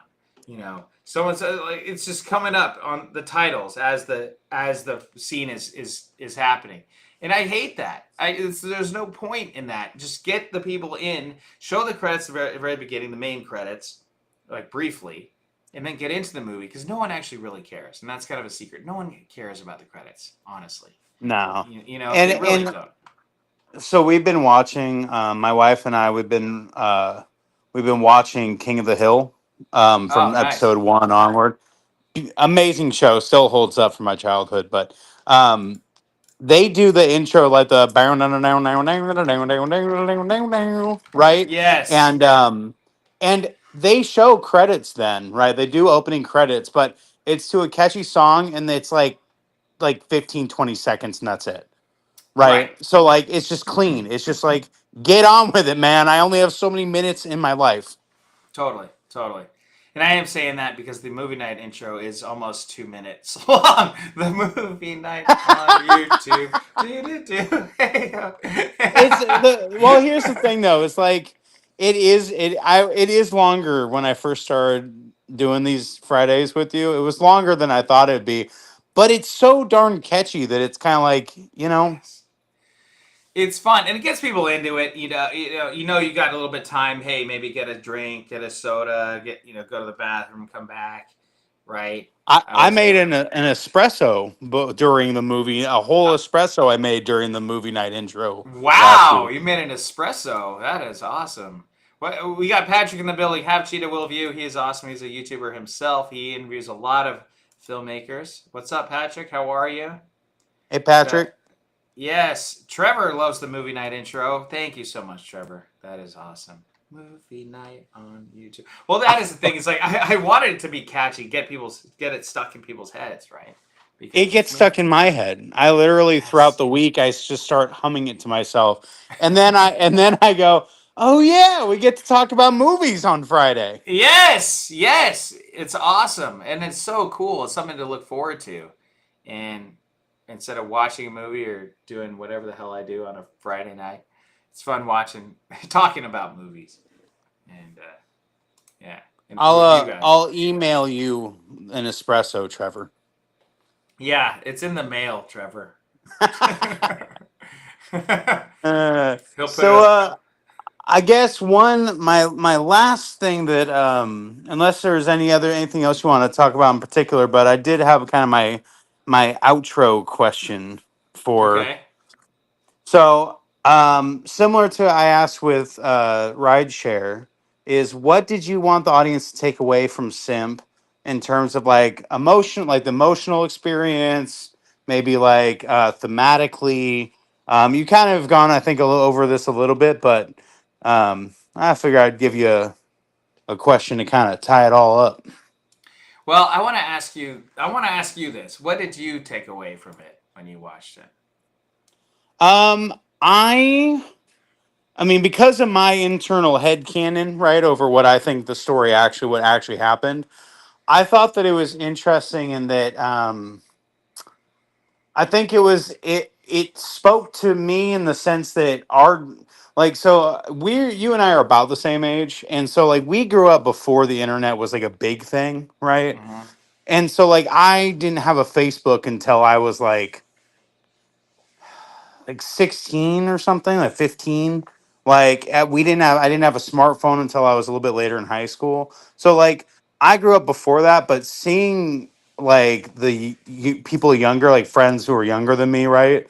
It's like there is such an attention economy now that Mm. people do insane things. Like there was this sorry, not to go off on a tangent too much, but like there was this TikTok trend of people going into grocery stores and opening up ice cream tubes and licking them Yeah, I remember and that. then Yeah. putting them back, and it's like it's just purely for attention, right? Like Mm-hmm. they're it drives people to do like kind of crazy and selfish and destructive and Rage bait. antisocial things. Rage bait. Yes, Yes. Yes. exactly. And by the way, that's why also when I do buy ice cream, I only buy the ones with the plastic seal on them. Um, Smart. Very but smart. Yes. but like that's kind of where I landed on it was like, because like in the movie, Jessica's friend talks about the sugar daddy thing, and so there's a little bit of like a financial angle. But the other thing too is you kind of like like Jessica's taking selfies and like she's dead now. You could say this because she wants to be saved, right? Like to be fair, but also she's like, if you would just let me on to my Facebook or my Instagram, right? Like it it just right like that's what she thinks she's thinking about, right? But like it just it's like it that kind of seeking for approval and seeking for attention, right? Like she's even a model, and like Dan talks about her like being an Instagram model, right? And like taking scandalous pictures of herself for attention, Yeah. right? And like she's like, my followers will pay the 250,000, and it's like it really is like pardon my French. It's like the internet, social media is kind of like turning a lot of younger people into attention whores, like online. Absolutely. Yes. Yes. And That. it's dangerous, right? Because he knows about her Instagram, so like she attracted a lot of attention that she wanted, and also some maybe if she's innocent, maybe attention she didn't want. 1,000%. Yes. Right. The internet has made people attention whores or just plain whores. I'm sorry. I'm just sorry. Like it's just kind of, it's just kind of true. And that is something that is seeing that trend where girls can use their looks to get whatever they want, whether it's money or fame, attention, or find a sugar daddy. They don't want to work if you just look good, right? So it is that, but then it's like, okay, what are the consequences of that? What are the consequences of getting all this attention? What are some downsides of being an attractive person on Instagram? I mean, I have a laundry list of why it is for me. No, no, but just kidding. But Damn your Irish charm and jeans. right, yeah, no, but it is a dangerous thing. It's like if you're an attractive girl, you got all these guys that are in your DMs saying, "Hey, hey, come visit me, or let's come hang out, or come to the Galleria Mall." Right? It's. I think it's. I was drinking my Gatorade and I just shot that. This guy. Hey, if you see Tremain at the Galleria, just turn and Yeah, run. turn and run the other way. Turn and run the other Especially if he way. asks if you need a ride share. Yeah, absolutely. Yeah, yeah, that too. Yeah. So yeah, social media very destructive. It is interesting. Being the filmmaker, I think making the movie. I started out as acting, but I like being behind the camera too because less people care about the person behind the camera and more about the people in front of the camera, right? So the people in front of the camera can get all the attention and have people look at them if they get recognized and stuff. And I just like kind of just, I guess, for lack of a better term, manipulating the outcome or making people think about things more than what they might not have, or maybe it's something that you watch it and then when you end with it leaves with the questions. You're kind of left with a lot more questions than answers, but you're given all the answers too. So I will say that you're given enough info to have all the answers, but I wanted people to walk away with a lot of questions and have debates. Oh no, she wasn't. Or, no, she wasn't. No, there's maybe the agent was or not. And Well, and yeah. it's interesting too because the terminology is it's fascinating because of I don't know, like societal, I would say maybe like decadence fused with like advancing technology is Mm-hmm. is if that scene was made again today, of whether they're talking about the sugar daddy, would her friend be suggesting she start up like an OnlyFans and Well, saying like, you don't have to get naked on OnlyFans, guys will just want to talk to you and like, and yeah. then Jessica would say, so wait, you don't get naked on OnlyFans, and she's like, well. Right. Well, yeah, I do. Right. Well, and that is the thing where it is essentially that is what that is, and it's more of a set of sugar. I mean, it is essentially without saying it outright. That is the OnlyFans thing, where she is her friend is an OnlyFans model, right? So Yeah. it's without it saying outright. That's what it is. So, and that is something where I don't know. It is a weird thing where we're being a Catholic gentleman and everything, and but you're faced with all this stuff, right? And all this how you see social media change and social media. YouTube, for example, used to be the biggest dork nerd convention ever, right? If Oh yeah. only if you were on YouTube, you were a nerd and a dork or a movie lover or all three. And I was on. I fit right into all those things. I mean, I loved YouTube coming out, but it was never a cool thing to do. Like YouTube was never No. the cool thing. Now kids, instead of being an astronaut, what do they want to do? They want to be I a want to be a YouTuber. streamer on YouTube. Yeah, I want to be a streamer. I want to be a TikTok dancer, or I want to be a Twitch streamer and play video games all day. And you know what? They can do it. And some girls, if they're attractive, they can make a lot of money. But at what? Oh yeah. But at what cost, though? At what cost? Eventually, because it doesn't last forever, right? Because eventually, it doesn't last forever. And what who are these other people that are Well, well, and not. sometimes, unfortunately, some things do last forever because it's the internet. So, like, Well, you know, exactly, and the and, and fun times don't last forever, but the remnants that are not fun last forever. exactly, and these models that go out there, they put themselves out there, and then 10 years later they want to have a kid, and they have a kid, and then 15 years later, oh, now Johnny's getting teased because they found mom's old photos. You know what I mean? So Yeah.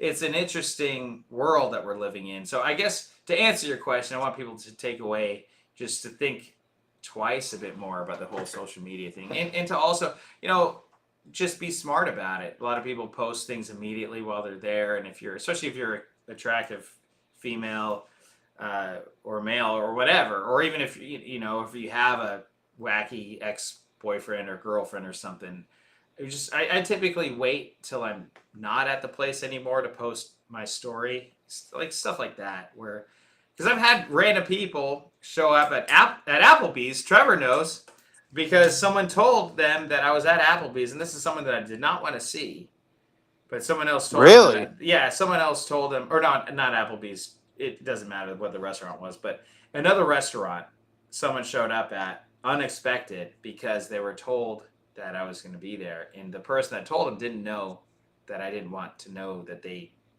you know what I mean? So it's like, Hey, You know where that didn't happen though? Where? Sizzlers. Sizzlers. You're always safe at Sizzlers, buddy. That's true. You're right. And it would be probably the last place they would think of me to be is Well, that's Sizzlers. because nobody else was under the age of like 60 was there except for us. You know?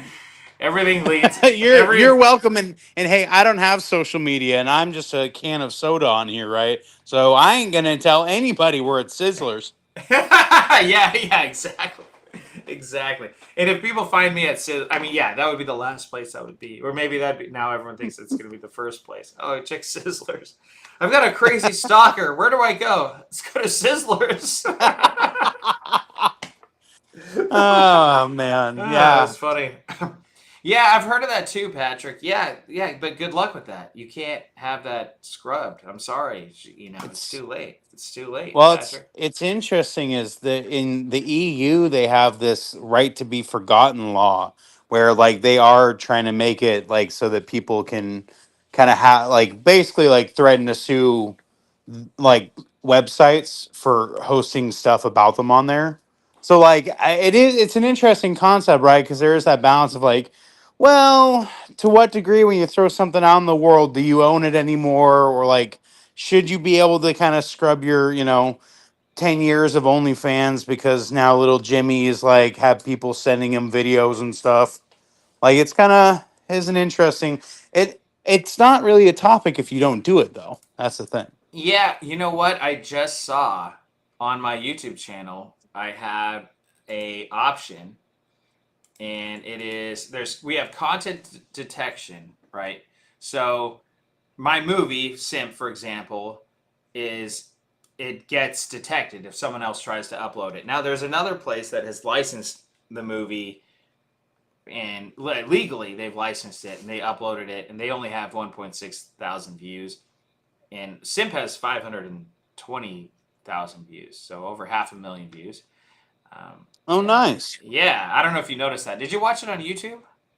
I did. I didn't we put it on the TV, so I didn't really look at like the Nice, page. good. You put it on the TV. Did you Of put it up light? Did you course. put it up loud? Yeah. I'm That, deaf, man. I put up loud oh, and we had closed captions. oh yeah, close. Okay, all right, interesting. Very interesting. I'm always intrigued with how people watch the movie. But anyway, okay. So now there's content. There's copyright. So people have re-uploaded Rideshare and they've re-uploaded SiMP, and I get it taken down pretty quickly. But now there's likeness. This is a brand new thing. It's a beta thing. Content detected for likeness, and it says start protecting how you appear in videos. Review content where your likeness may be altered or made with AI and decide what action to take. Really? Yeah, I'll actually show this right now because it doesn't really show.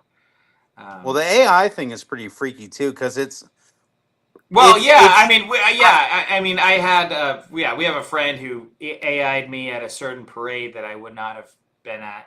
You know what I mean? And you do it as a joke, which is funny, but at the same time. So here, okay, so check this out. So it goes, I gotta leave. So it says start protecting how you appear in videos. Review content where your likeness may be altered or made with AI. Decide what actions to take. Start now. Start protecting how you appear across YouTube. Review content where your likeness may be altered or made with AI and decide what action to take. Set up agree to YouTube using biometric technology to look for your likeness. Your permission is needed before we can search for your likeness on YouTube. Take a photo of your ID and record a brief video of your face. This is used as reference to your likeness. It is also used to verify your identity and keep it safe. Once you submit these, reviewing it can take up to 5 days. Then check your email. So we go continue. Agreement. Likeness detection help you protect your likeness from being used in videos in a way that violates your sense of privacy or safety. If you consent, we will use your face and voice templates. That's crazy. Your face oh and voice templates to find your likeness across the platform. To get access, you first need a complete Google identity verification. First we need your firstborn child or biometrics and everything. This helps us prevent, fraudulent. But I do kind of trust Google in a weird way. But yeah, if you continue, use a QR code to scan your phone.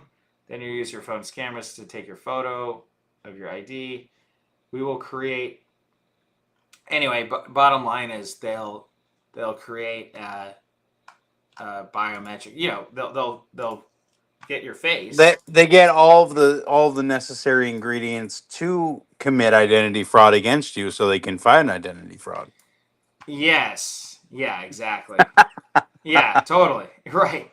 So it's It's all hey, it's almost like they used the stones to destroy the to stones. destroy the stones. Yes. Yes. They use the stones to destroy the stones. Yeah. So it's all very. It's all.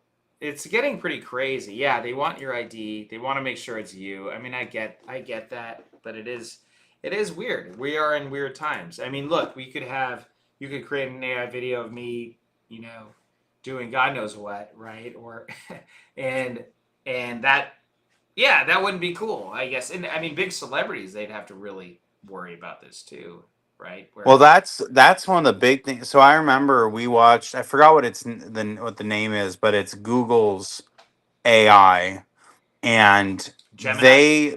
they Gemini. So Gemini, I believe it was Gemini. There's YouTube videos that people have made put up, and they use Gemini to make video clips, and you can tell they're a little off, right?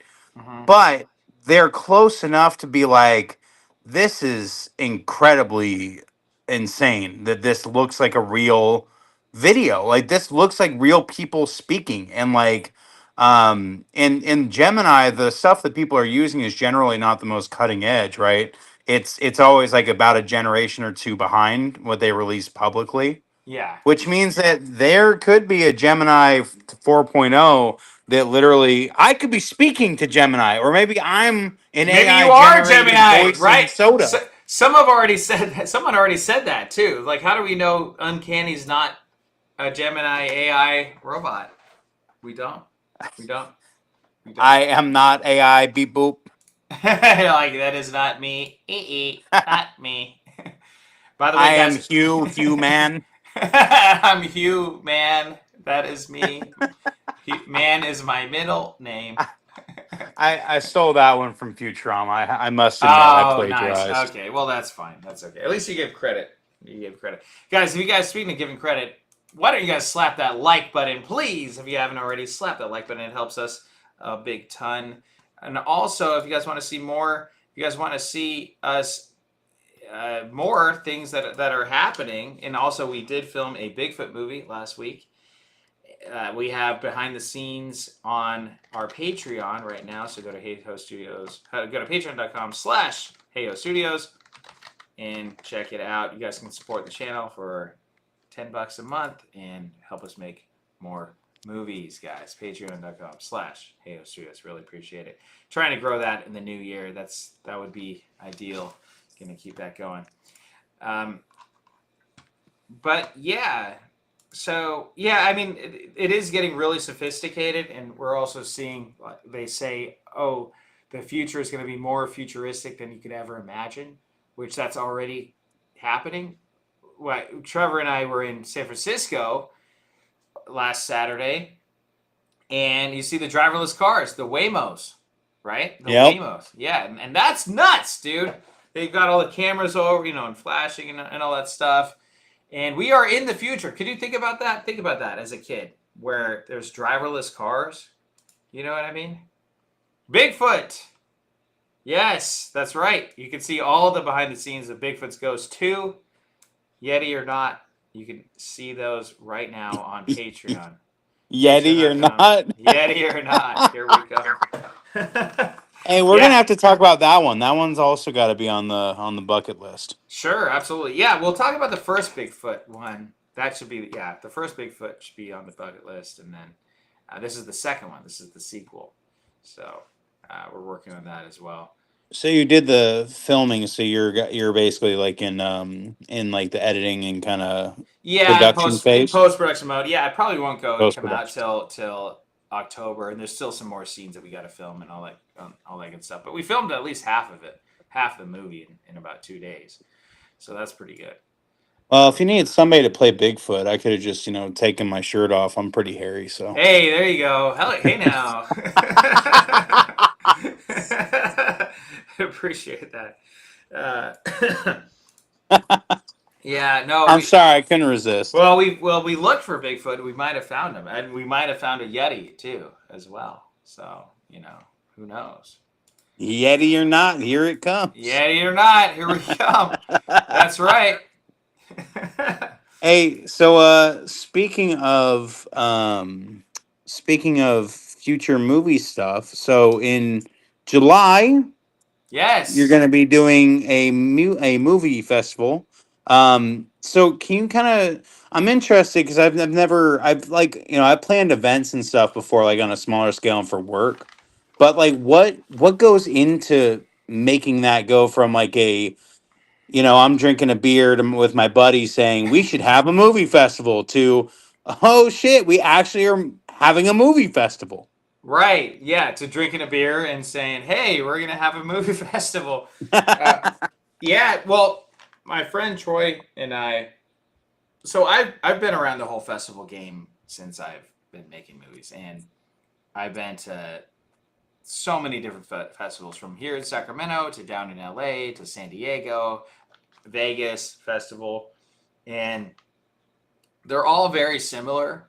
Very similar. A lot of them are very similar, and there was kind of there's something that I'm always bugged about in with festivals, and instead of complaining about the film festivals, I'm like, you know what? Why don't I just start my own one instead of just complaining about all these other ones? And everyone's trying, right?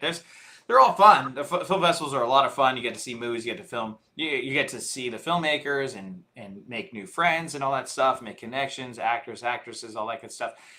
But at the same time, there's these festivals where there was one that happened last year, and they played this movie in the middle of the day, and it had some really racy things happen, like middle of the day. And I won't even go into detail. It's so disgusting what they did. And Well, now um, I want to know though, because I'm well, curious. I'll tell you offline. But Oh, okay. it is so gross.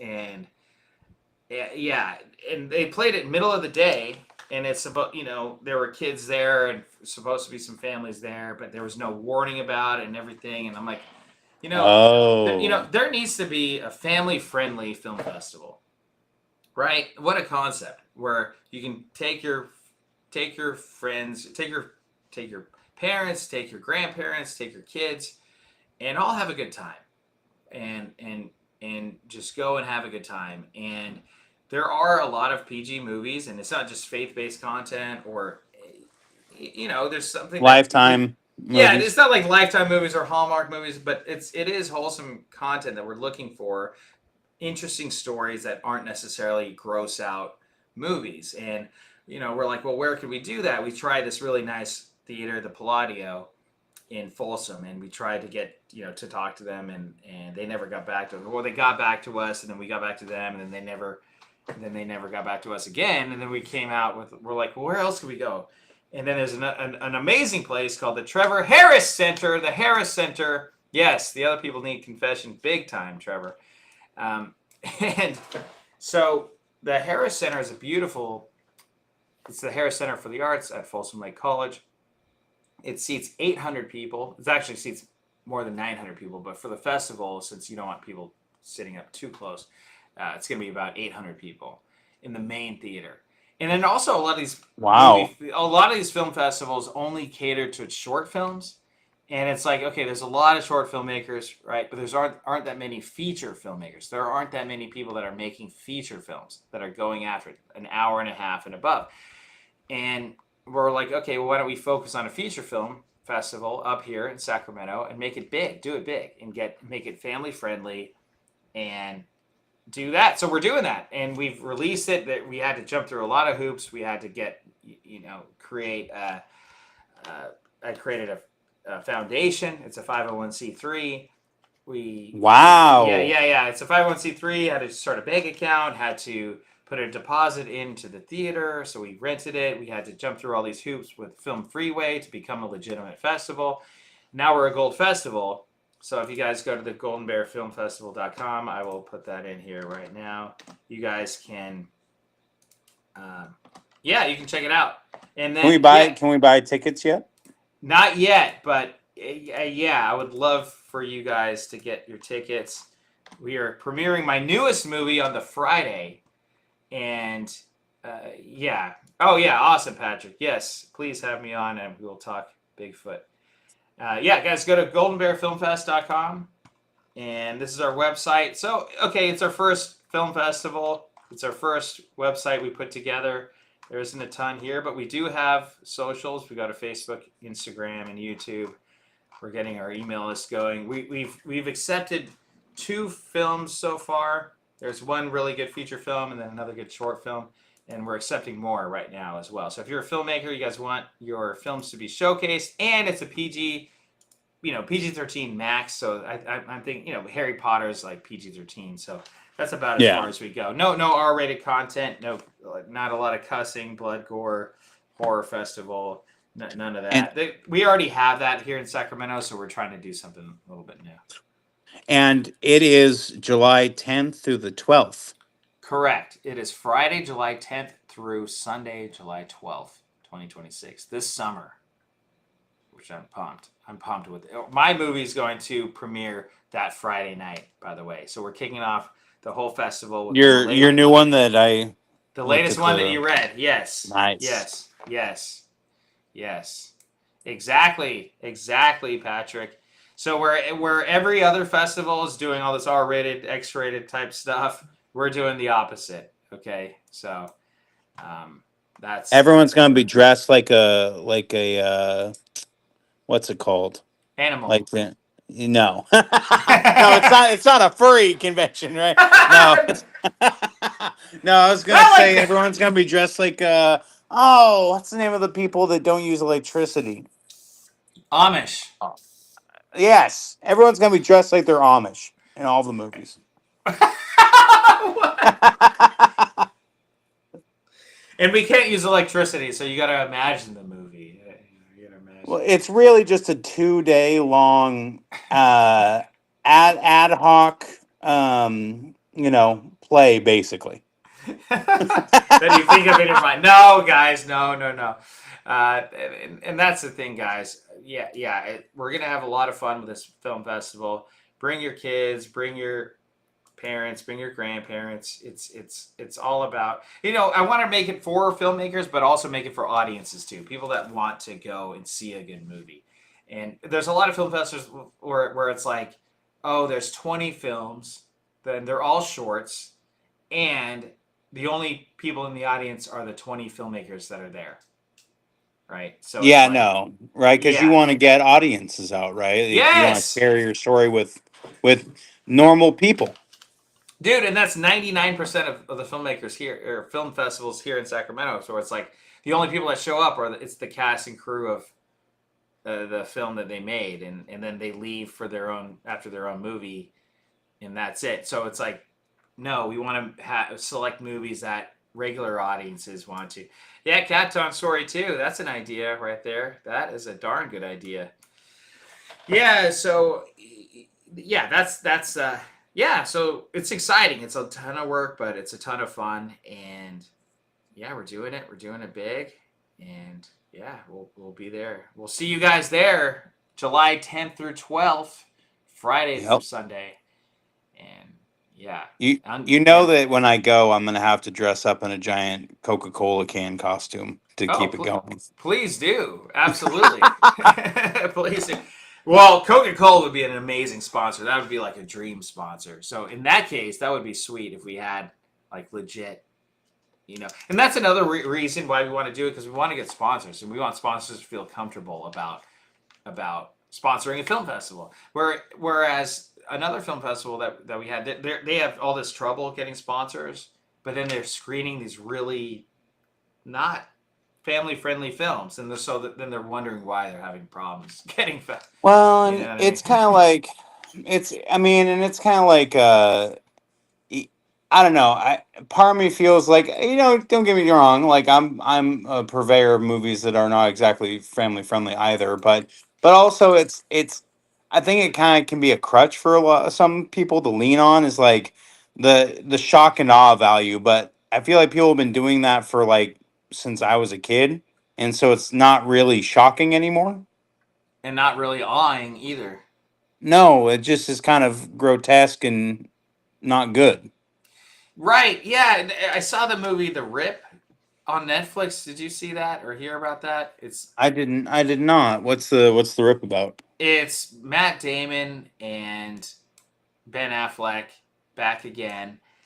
But like every other word was the F word. Like literally every other word was the F word. Oh, I saw an ad for that one. I didn't watch it Yeah, yet, but they play Miami cops and they come across a drug bust and ends up they have $20 million in the house or something like that. And then some of the cops are like, well, what if we come away with, what if we only found 10 million, right? Or whatever. And I couldn't make it through because it was just, well, and also not just because of the swearing, but it was just kind of a haphazard type film. And it was just different the way they did it. So it's just, they're trying to use that as a crutch and trying to get people's attention with we're saying F this, F that, where I think it's a lot more creative to come up with a solid story that everybody could watch, whether it's your parents or grandparents or your kids, and then you guys can all talk about it afterwards. well, and you know, I kind of I grew up like my dad was like worked construction and stuff for like the first half of his life, right, and like gardening and stuff, landscape and such, and like one of the things that I learned is basically like swearing you can use swearing in like kind of as the everyman's or the everyday man's poetry, right? But like that's like skillful, like a well placed f-bomb or like damn or something like that can bring a little bit of gravity. But if you're just saying it every other word, that seems more like a teenager trying to act cool, right? And it's like Mm-hmm. I don't know, it's there was this video that I watched.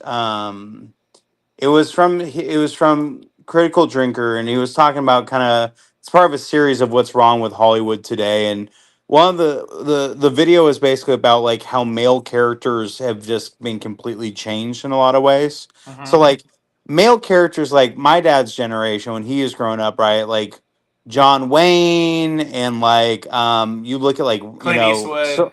Clint Yeah. Eastwood, Sylvester Stallone, like he was obviously the 80s instead of a little bit earlier like John Wayne, but like there was the idea of like the real man, whether he was a villain or a hero, was like stoic and like purposeful, right?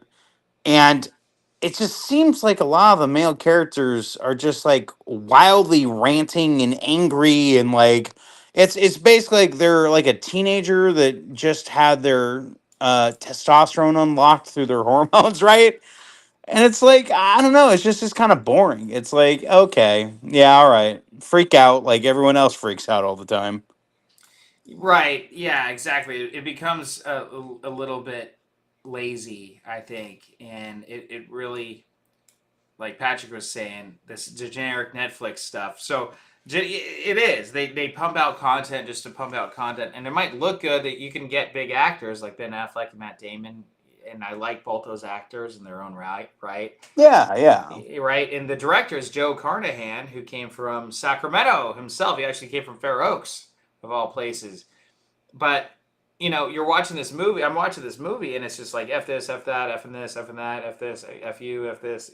It's like okay, well, and I didn't really care about any of the characters, and I wasn't sucked into the story, and they're trying too hard to get a reaction out of people when people become desensitized to it. When you're using it so many times, okay, you just zone it out and then it doesn't become effective. Whereas PG-13, you're able to get one. You can get one, and then you could just wait for that big moment and then say that, and it becomes a more effective movie, in my humble opinion.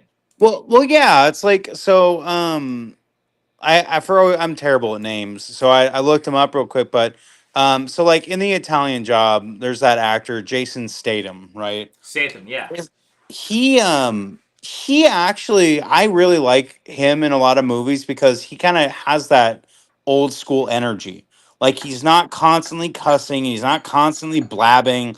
He's his stunts in fights seem if sometimes exaggerated a bit, they still seem based in reality, right? and it's like he is like the old school kind of guy that I grew up with, where it's like this dude doesn't need to yap like a chihuahua because he's just dangerous. Mm-hmm. Yes, Jason Statham. It's like, oh Yeah. yeah, Plus, he has, yeah. he sounds like he's been gargling gravel or something. There was, I think, is it Crank 2? I forget what it is. His movies are really fun. I think it's Crank 2, or was it? What was the one where what is it? Not not the Equalizer, the Messenger or something. Oh yeah, where The he's like inf- set up. yeah, I forget what it was, but there's a scene where there's a bomb on the bottom of the car, and and the only solution for him was to take it off full speed on a ramp where he did a corkscrew, right? So the car ended up flipping up. So the car like flipped. The car's like this, right? It goes up, flips upside down, and then there's a hook. There's a random hook. This is over the ocean, by the way, obviously. So he's over the ocean, and then there's a hook, and the hook hits the bomb at the bottom at the bottom of the car, and it blows up, right? And he got the bomb off the car, and then he lands the car and drives away. And it's like so obviously so over the Transporter 2. Yes, thank you, Tremaine. Thank Yes, you, Patrick. Thank you, guys. transporters. Yep. Transporter 2. But it's fun. It's a fun movie. You know, you could look at that movie like, oh, okay, that would never happen in a million years. Of course it won't, because it's a movie and it's a Jason Statham movie. He's like, right, Yeah. yeah, let's do this. Okay, right. It is fun. I think that is something where when you bring that fun back to the movies, where people are having a lot of fun and not necessarily all this gratuity, action or gore or gore or cussing or swearing or nudity, whatever. I think you could still have fun with a movie and Well, and it's like, and I like I said, I really like I do really like oh, what's his name? Sorry, it's been a long week. Um it's the what's the movie where John where he kills like a million people? John John Wick. Wick. Thank you. Like Keanu Reeves. So like I like the John Wick movies, but like that's an exception. That's just because I think they're done pretty well, and Keanu Reeves is really awesome. But in general, it's kind of like there's so much fantasy violence that like it has no stakes in so many movies, right? Like it's just so like the one reason why John Wick I think works for me is because like I said, I like Keanu Reeves and everyone's dressed really cool and it's all mafioso and stuff. But like it is absurd, right? It's kind of like it's less of how will John Wick make it through and more of how many thousands of people will John Wick kill in this movie? Um, but like the marvelization of like violence and fighting in movies is just kind of annoying. It's like it's boring. It's like we kind of joked around last week about I forgot the context. We were joking around about like this, this Well, you like look at like 100 yeah, 1,000 computer animated monsters are coming at you, and then all right? and It's this very 120-pound 5'3" girl is gonna destroy like 20,000 assassins and stuff like that, you know. yeah, exactly. Well, and that's the thing. And actually, going back to John Wick, I kind of tend to disagree with you there. I'm not really a fan of John Wick. I watched the first one, and it's just a lot of gun, just a lot of gun. I don't know, gun. I can do gun violence, but some is just too much, right? Like the Matrix, I think is perfect. There's a lot of gun violence in that, but the way they do it is so cool and stylistic. And then also Oh yeah. because I think maybe because the Matrix exists, that I don't see John Wick as being as cool or as cool of a story. It's like okay, it's a Oh, if revenge. I had to choose John Wick versus the Matrix any day, it's the Matrix. Of course, yeah, absolutely, yeah, Even totally. even the second and third Matrix, which were not What? nearly as good as the first one. But you know what? Have you watched them back to back to back before? The first three All three Matrixes. of them? Yeah, Yeah, I have. They're like better when you watch them and in a yeah, row. if In you a watch them row. in a row, dude, I watched it in a row, and I'm like, this is a perfect trilogy. Because I was like that too when they came out. I'm like, oh, they weren't as good as the first one. But then when you watch them in a row, everything makes a lot more sense, and the way they wrapped it up really well. And then okay, then they did make a Matrix 4, which I am I pretend very that one doesn't exist. well. You know what? This is a very hot take on my end. Very hot take, and I think I might be one of the only people. Maybe there's the only people here who's watching these right now. But I loved Matrix Four. I absolutely loved it. Really? I absolutely loved it. I think mainly for this scene when it's like, don't go chasing rabbits. That montage scene where he's going through everything and it's making fun of society today. Everyone's on their phones, right? They're walking through, and you learn that people are in the matrix. And the people that are offended by being in the matrix are the ones that are in the matrix, and they don't realize that they're in the matrix, and it's making fun of the people that don't even realize that they're in where they are right now. And that's why the Matrix 4 is a really good movie. Again, it's okay, yes, it's the least of the four of them, but I still had a really good time with that. I liked it a lot. Well, And I will say this. I really did. The second Matrix movie is okay. The third one, in some regards, I I I love the do second one. I love this. really. Yeah, oh yeah. Dude, the freeway chase scene, that's nuts. Okay, well, yeah, that scene. If you okay, that one's a really good scene with like the ghost guys and Yeah, the stuff. ghost guys, yeah, going on. Like that was mind Ghost boggling. programs. yeah, Um, yeah. yeah, I mean, I did enjoy. I definitely did enjoy the kind of the third Matrix. Like, I don't know. Do we have to do spoilers? I mean, this stuff came out when I was like a kid. So, Yeah, warning guys. um, warning if you haven't seen Matrix 3 yet. But like I do appreciate how like at the end how he talks about how basically Neo is not like the one is not actually one, and it's a effectively a statistical anomaly that pops up every so often, and like we don't actually even know how long the situation, because like in Matrix 1, right, he's like, you think it's the 90s, but it's really like 2290, right? Mm. Because like like that was the whole thing, is that it's a the Matrix is an illusion, right?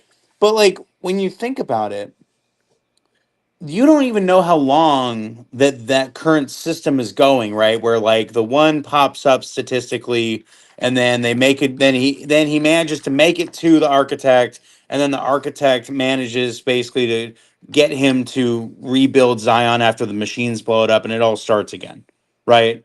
Mhm. It's functionally like a corrective for a faulty app that builds in erroneous data. But like it is interesting because that means that you don't even know, it could have been like 2000 years ago that the sky was nuked and that the machines took over, That's which is true. pretty nuts. Well, yeah, and it is thinking about once they get into that the Matrix world, it is really interesting, and it is a mind-boggling movie. It really is. That was something that once that first movie came out, it changed everything. It changed. It literally was. It changed everything. Literally everything. Every commercial ended up doing the bullet time thing. Oh The yeah. they and every other. I mean, and that's the thing where I'm trying to think of probably the next movie that did that was The Dark Knight, where I'm just thinking about a time when a movie came out and it was just I just remember that time, and everyone was talking about it, everyone's buzzing about it, right? Oh And yeah. it really was like Matrix when Matrix came out '99, right?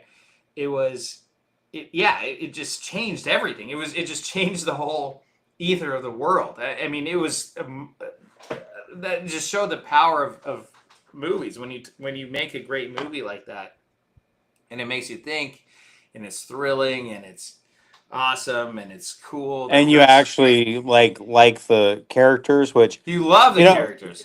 because the Matrix isn't even like a slice of life character piece, right? Like it is an action movie and like a sci-fi movie, right?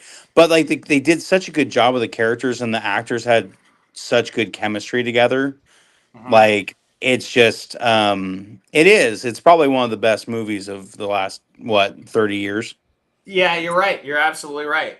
And I mean, '99 was a really stellar year for movies, but yeah, it really it stood out in that it just that changed filmmaking forever. I mean, it really did, and they did a lot of groundbreaking thing with that movie. They had thousands of cameras all lined up so they could do that bullet time freeze frame going around the the character scene. I mean, that was really revolutionary at the Well, time. and it reminds me of like, okay, so I don't know if you're into anime. I'm like a big anime nerd. But it reminds me like at the end of the first movie, right? Is Neo, because like the whole time, right? You're like you see Neo, Mr. Anderson, right? Mr. Anderson. Like Mr. Anderson.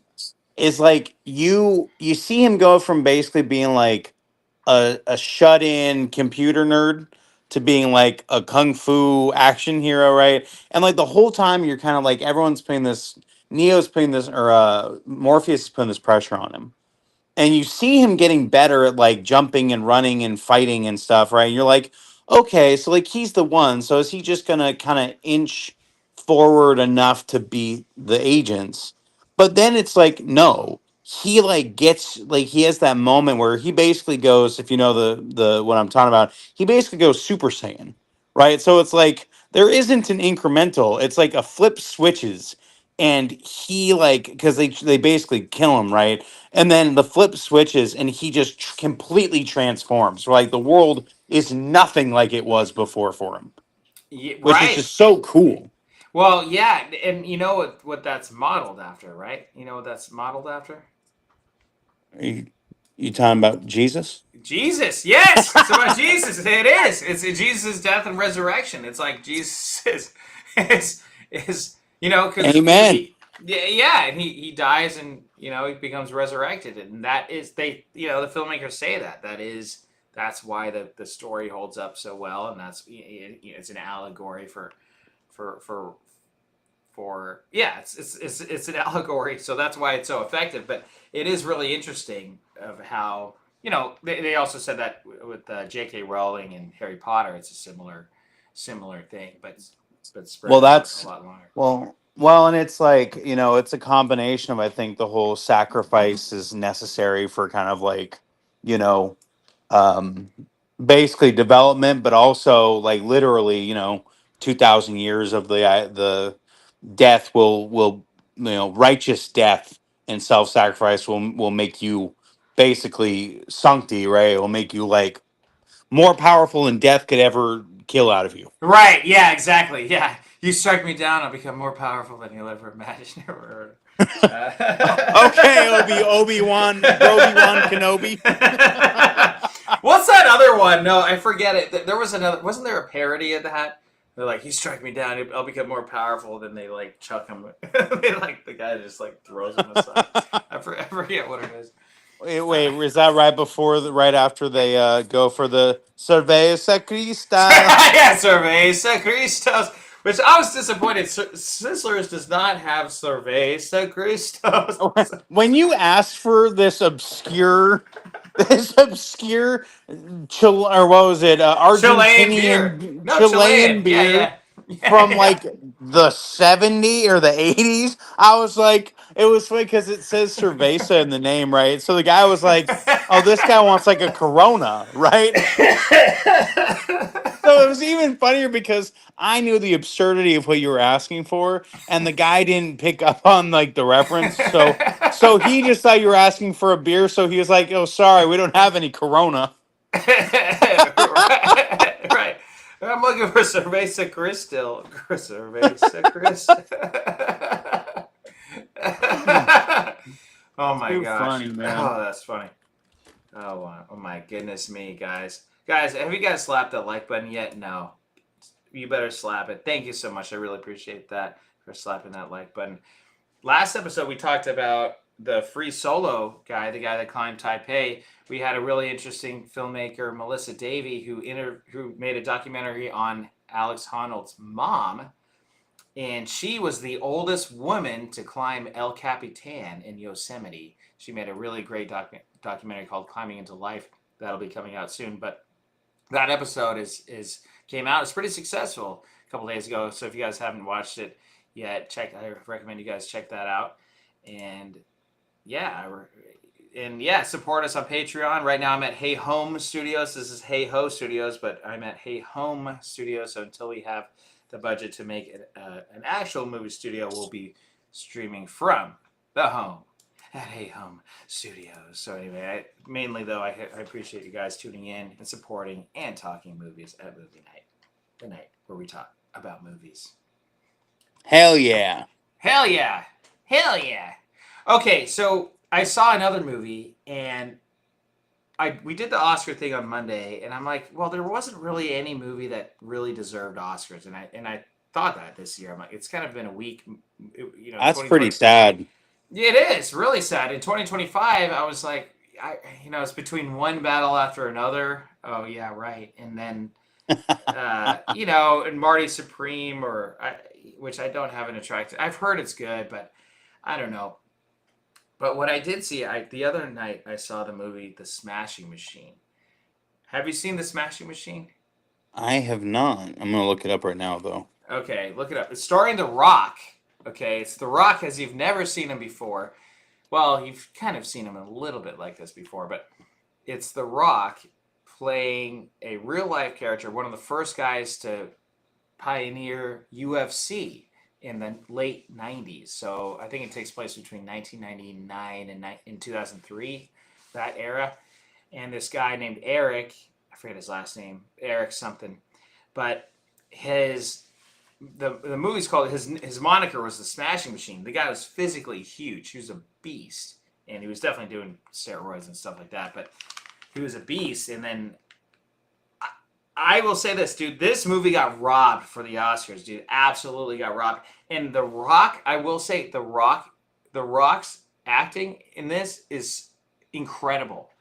And The Rock is The Rock in everything he's in, right? Whether We've had a whole conversation. We've talked about this before. There's even the meme. It's like it's The Rock in his tan jungle shirt, and there's 4 pictures of him, and it's like, believe it or not, guys, this is 4 different movies that The Rock is in, and it's like, and it's true. He's the same guy, and he is The Rock in everything. But Jumanji 2, the River Adventure or whatever. yes, oh yeah, the river.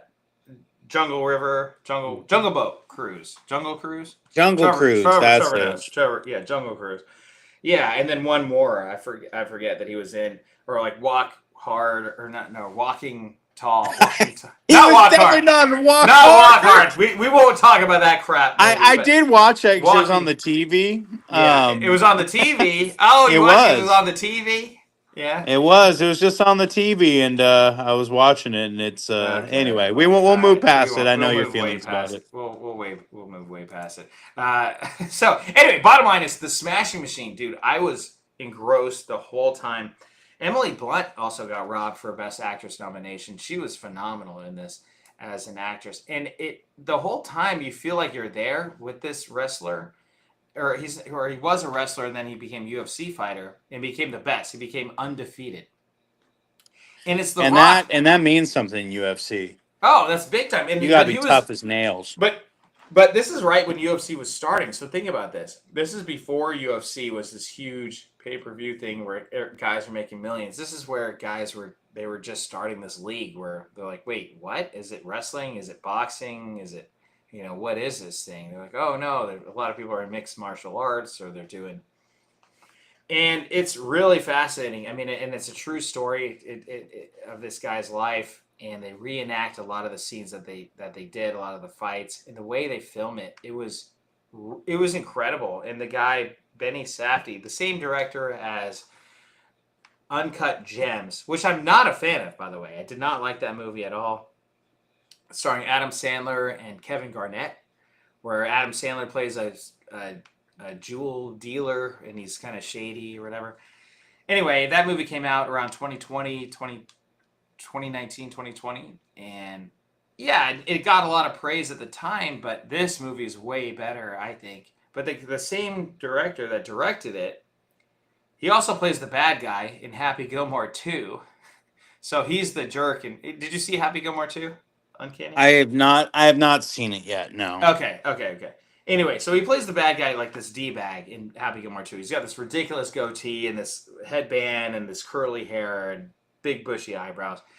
Anyway, but he's the director, the guy, Benny Safdie, directed it. But he also wrote it, and he also edited the movie.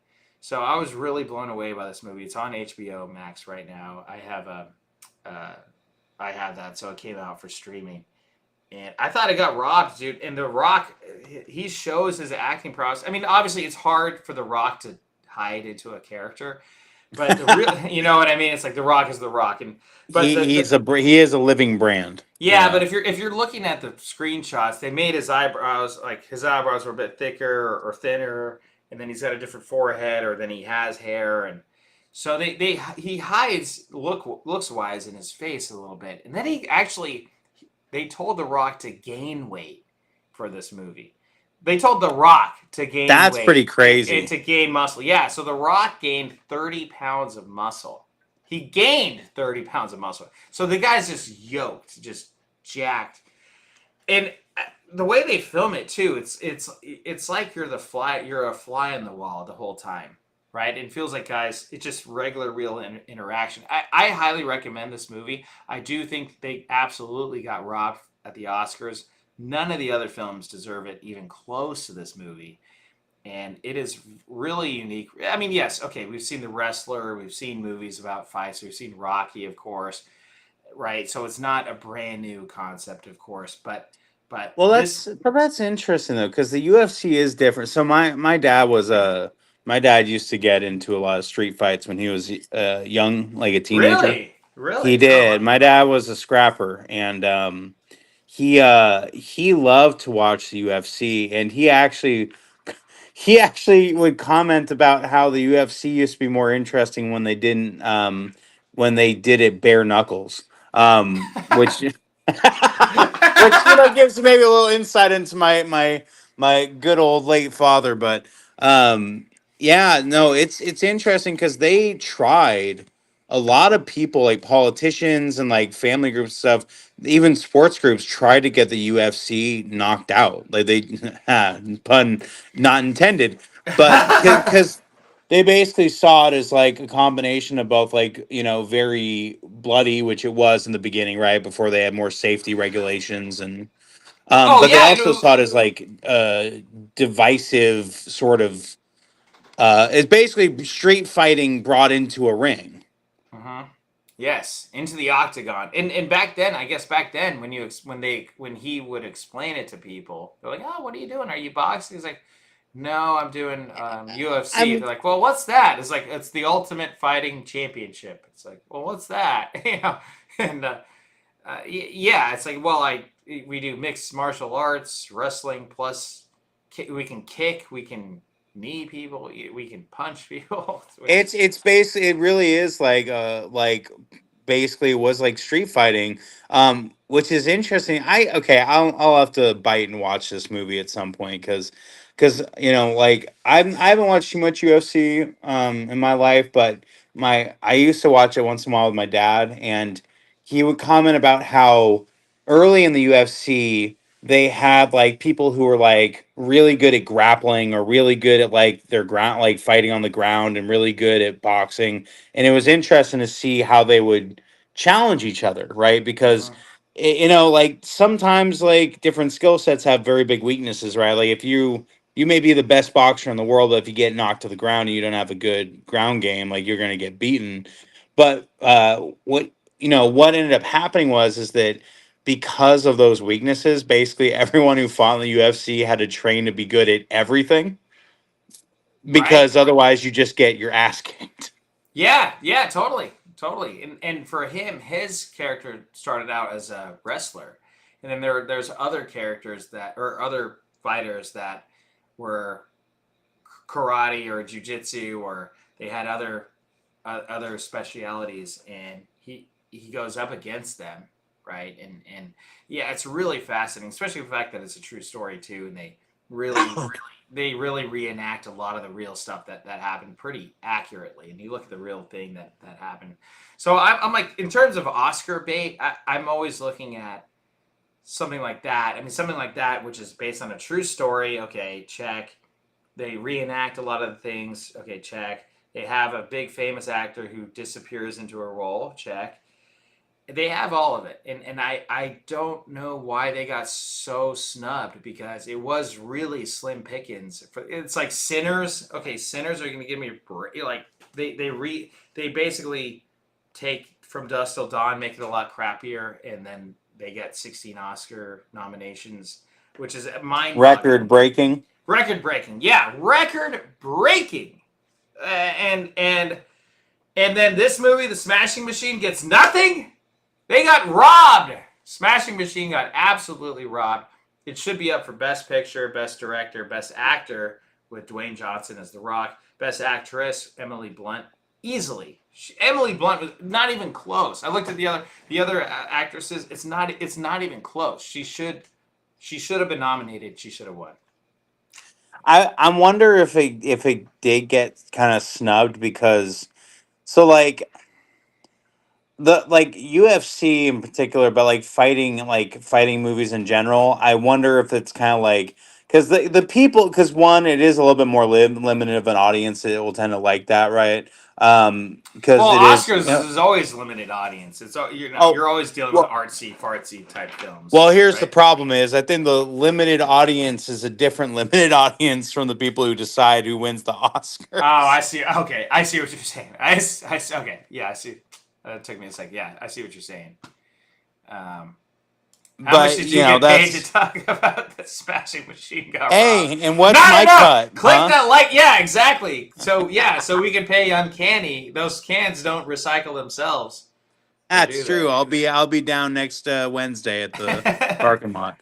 Yeah, Um, to answer the question to, I believe Patrick have Cheetah will view.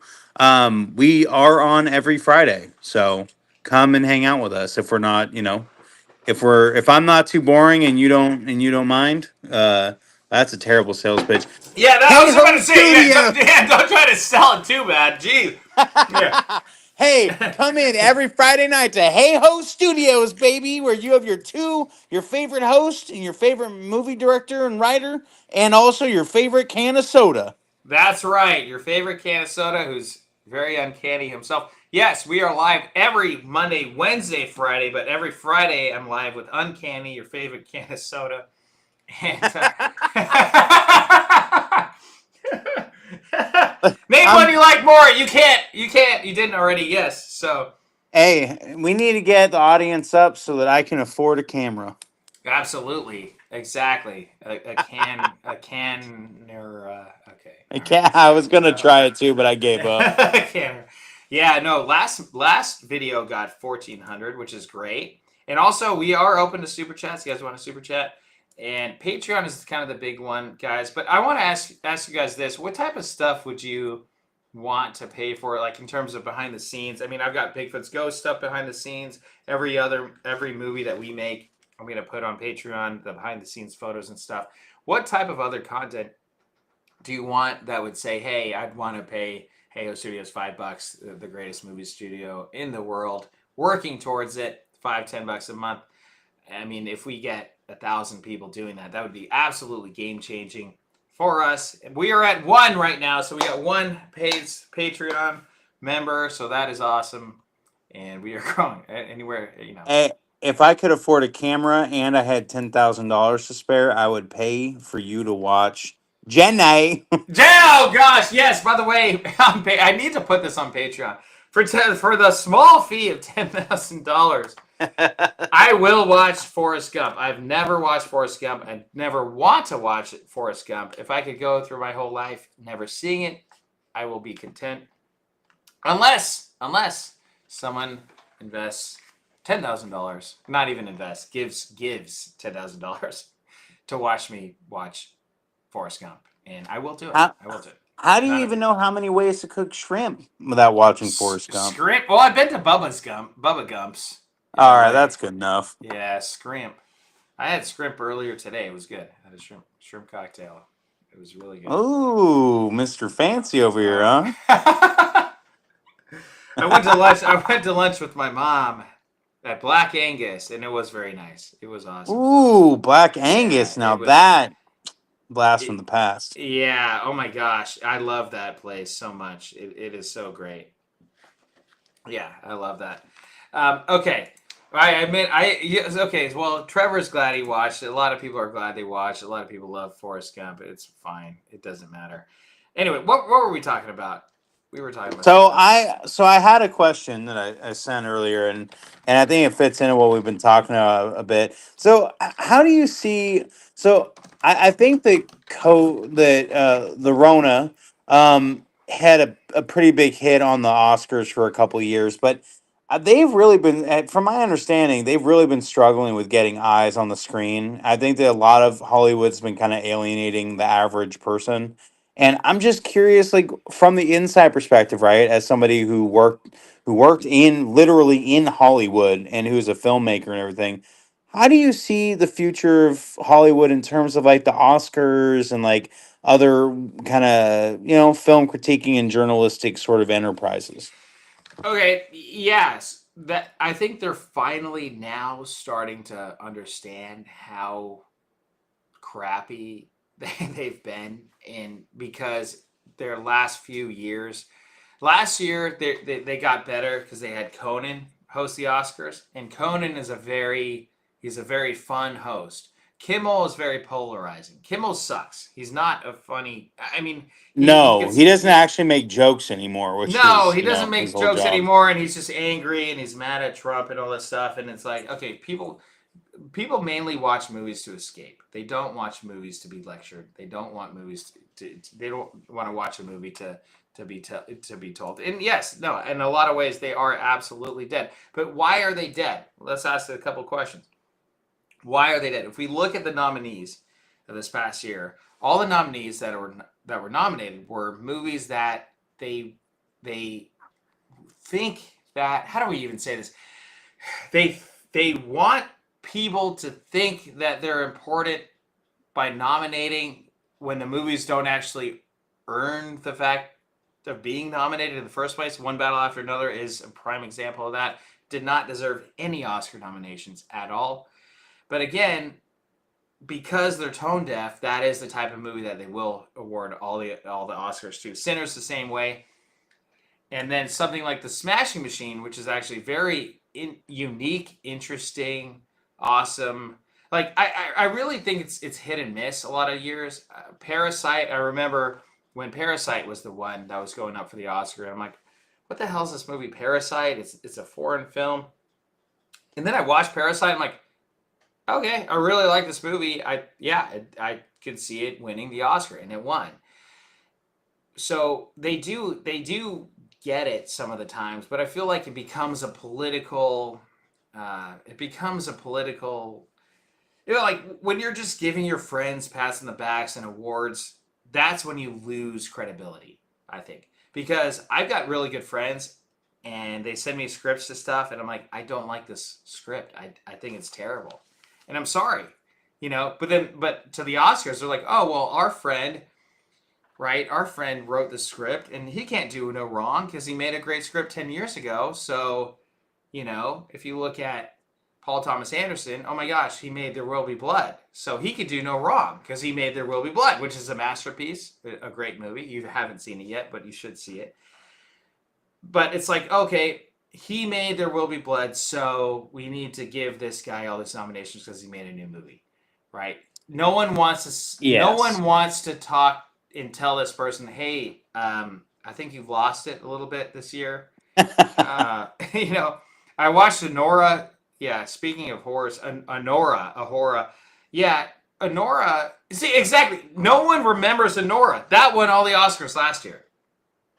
I never even heard about it Exactly. And it won all before the. Patrick just put it in there. I was like, Yeah. what the fuck is that movie? Yeah, Probably reference. exactly. Which the Melania movie is going to be an amazing documentary. I love Melania Trump. Anyway, so not to speaking of rage bait, but Honora was a boring movie about a boring character who was a whore. It was a Ahura, not Honora, and it won all the Oscars. But what did that do?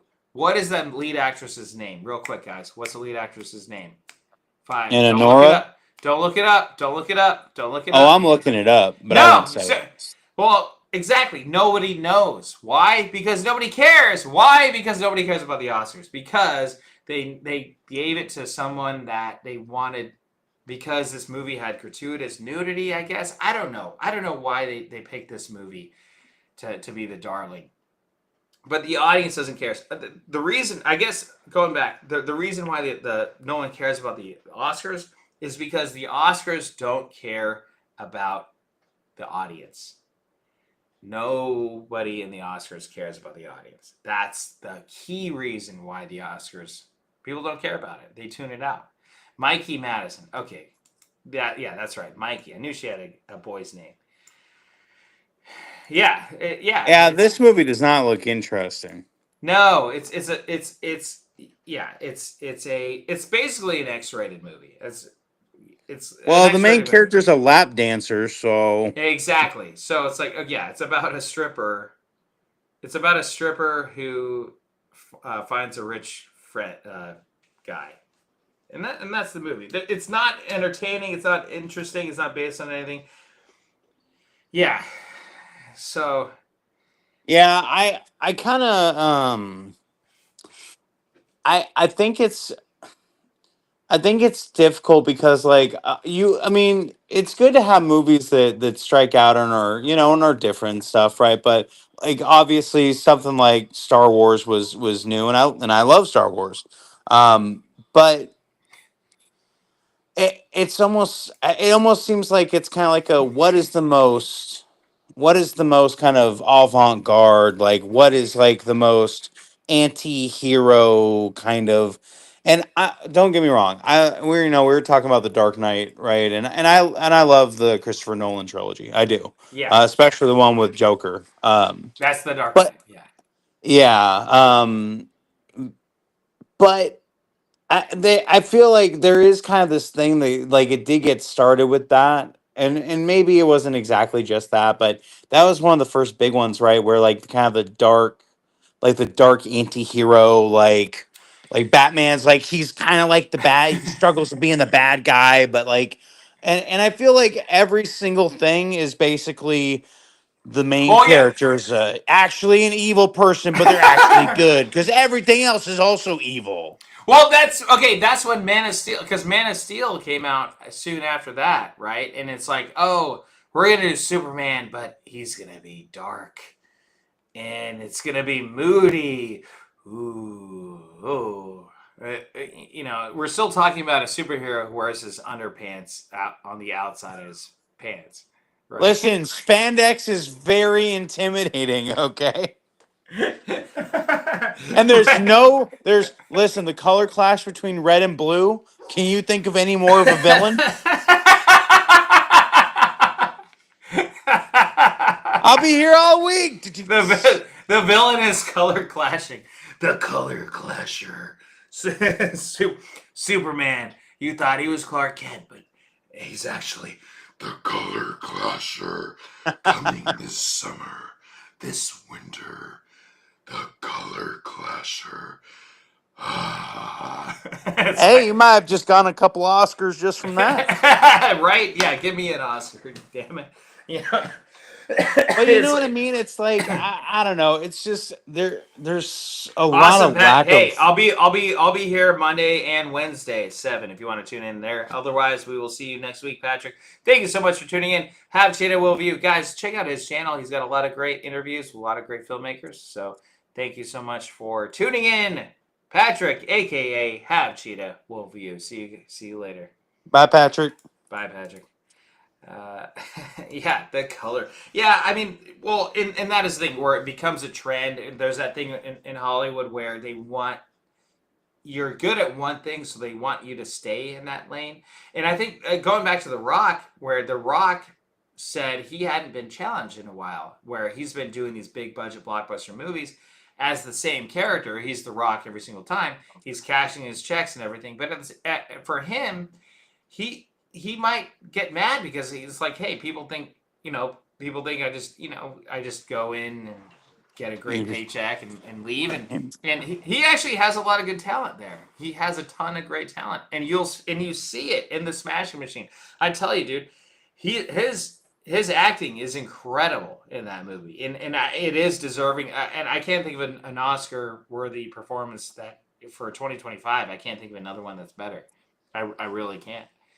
Well, and that's something that's like passionate for him too, right? Because like so the Rock, his dad was one of the OG wrestlers in WWF Hmm. back in the day, and that's where he got his start too. So like even though obviously UFC is a lot different than WWF, but I mean like fighting is how he got his career started. Like the man knows how to fight and wrestle and stuff, and I'm sure that he's watched a lot of UFC. Well, yeah, totally, and that's why it worked out really well. And that is a thing where if you are the Rock, there's a certain role that you can only play, right? Because you're, Well, you he's know. he's not going to be, in like the Dead Poet Society or something. Like, Yeah, he's not going to be as sleepy in Snow White, the new Snow White. no. Uh, but unless they computer animate him, which they probably would. But anyway, yeah, but yeah, it's hard. At first, I'm like, at first you kind of see him like, okay, that's The Rock in weird makeup. Like, okay, all right, this is just The Rock. But then the more you see his performance, you see that he is playing this other character in this really nice. Because the character's a really nice guy. Like, oh, really? Oh, interesting. What do you think about this? He like wants to know about people, and then like this is after he bashes someone's head in, right? And he went, he like bashes, like destroys them in the ring, and then he comes out and it's like, oh wow, that's really interesting. Like I want to know about you. Like how are you doing? you know, and it is a really interesting character. And then you see the real character, and it's like, holy crap, he is spot on. And I guess the real guy who it's based off of, Mark Kerr, he's I guess his son saw it and he's like, and he leaned in and was like, Dad, he's got your mannerisms like down pat. He's got it down. So when the lead character's son, who it's based off of true story, says that he's got it down, I mean, then he's That's got pretty it down. good. Yeah, it's really good. I mean, I want to watch it again. And that is the thing where, yeah, but they got one nomination and it's for best makeup. So it's like, okay, all right. That's it. Yeah, that's it. That's it. That was the one, and that's the thing. Like, dude, they do that all the time. They do that with like Mission Impossible movies where they'll say, best sound design, right? They'll say, oh, best sound, Mission Impossible. Okay, they'll throw Mission Impossible a bone. Like, okay, yeah, here you go, right? Or they'll do that with big budget blockbuster movies where let's say, oh yeah, best visual effects. We'll throw them in the visual effects, but they'll never make it to the best movie, right?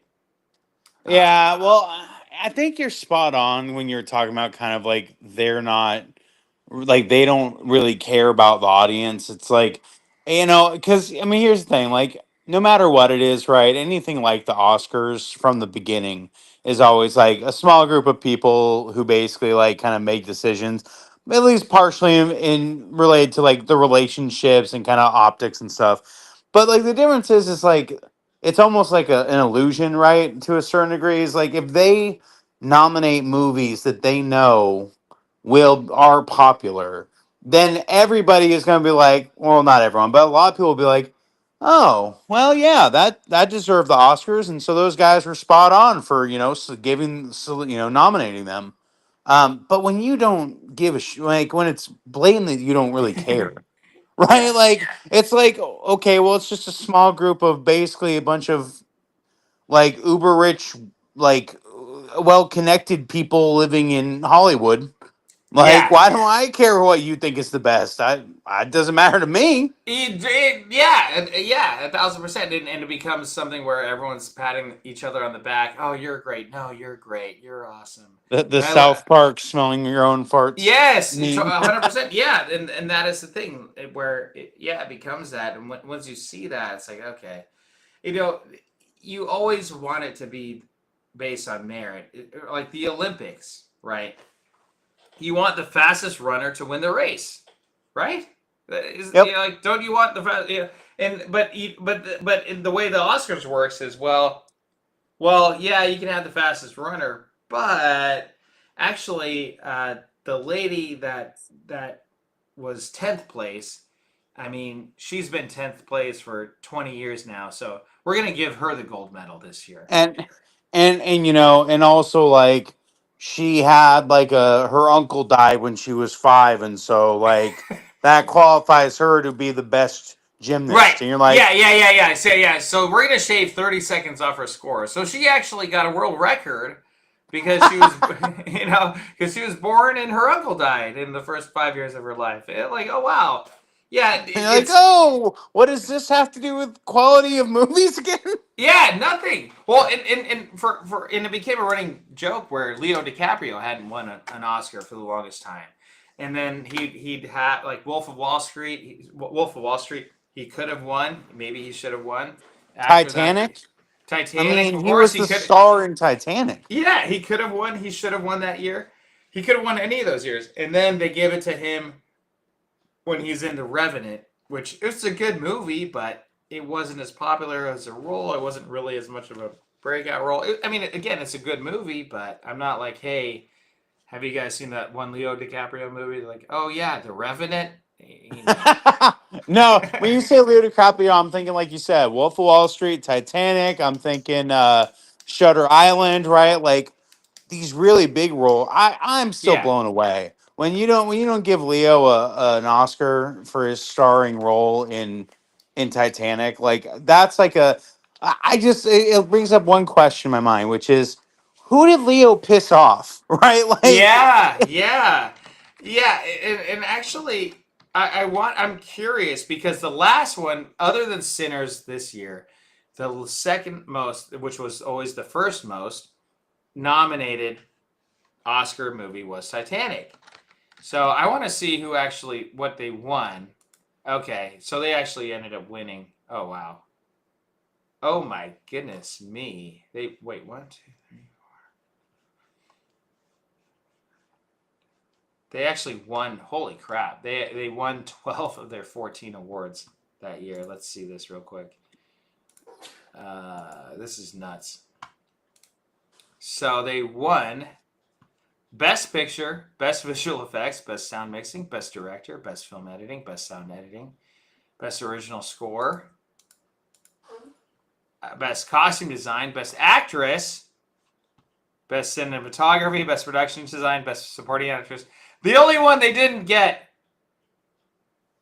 was Leo DiCaprio as actor.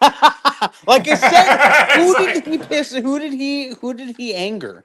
Right? yeah, Like it's just crazy to me because I mean, even something like Inception, right? Is like Inception was also really big. Like that one was really popular. yeah, And he did a great job in that movie. yes, he was fantastic. That was a great movie. I don't think it won anything in terms of Oscars. Which is pretty wild. I don't know. It's like people didn't shut up about Inception for like a year after it came out. Yeah. And like Oh, it's okay. still a Oh, cultural meme. okay. It did win. It did win. It won 4 Oscars. Let's see here, but it's not what we think. So they always want to Best throw. makeup. Right. Exactly. So, yeah. So yeah, best cinematography, Wally Pfister.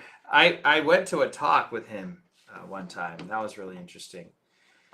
Best sound editing, Richard King. See, this is what I'm telling you. So they throw bones to these big movies that everyone was talking about, right? They give it to sound editing, mixing, visual effects, right? That's what they give it to. But they never give the big one, the big awards like best actor or best actress or best director, right? It's just It's just well, and it's one of those like it just makes me also kind of wonder, and you would know better than I do because not that I expect you to name names or nothing, but like how petty must a lot of these people be, right? Because it's like, do they see like a movie like really good movies, right? Like that are big hits and everything.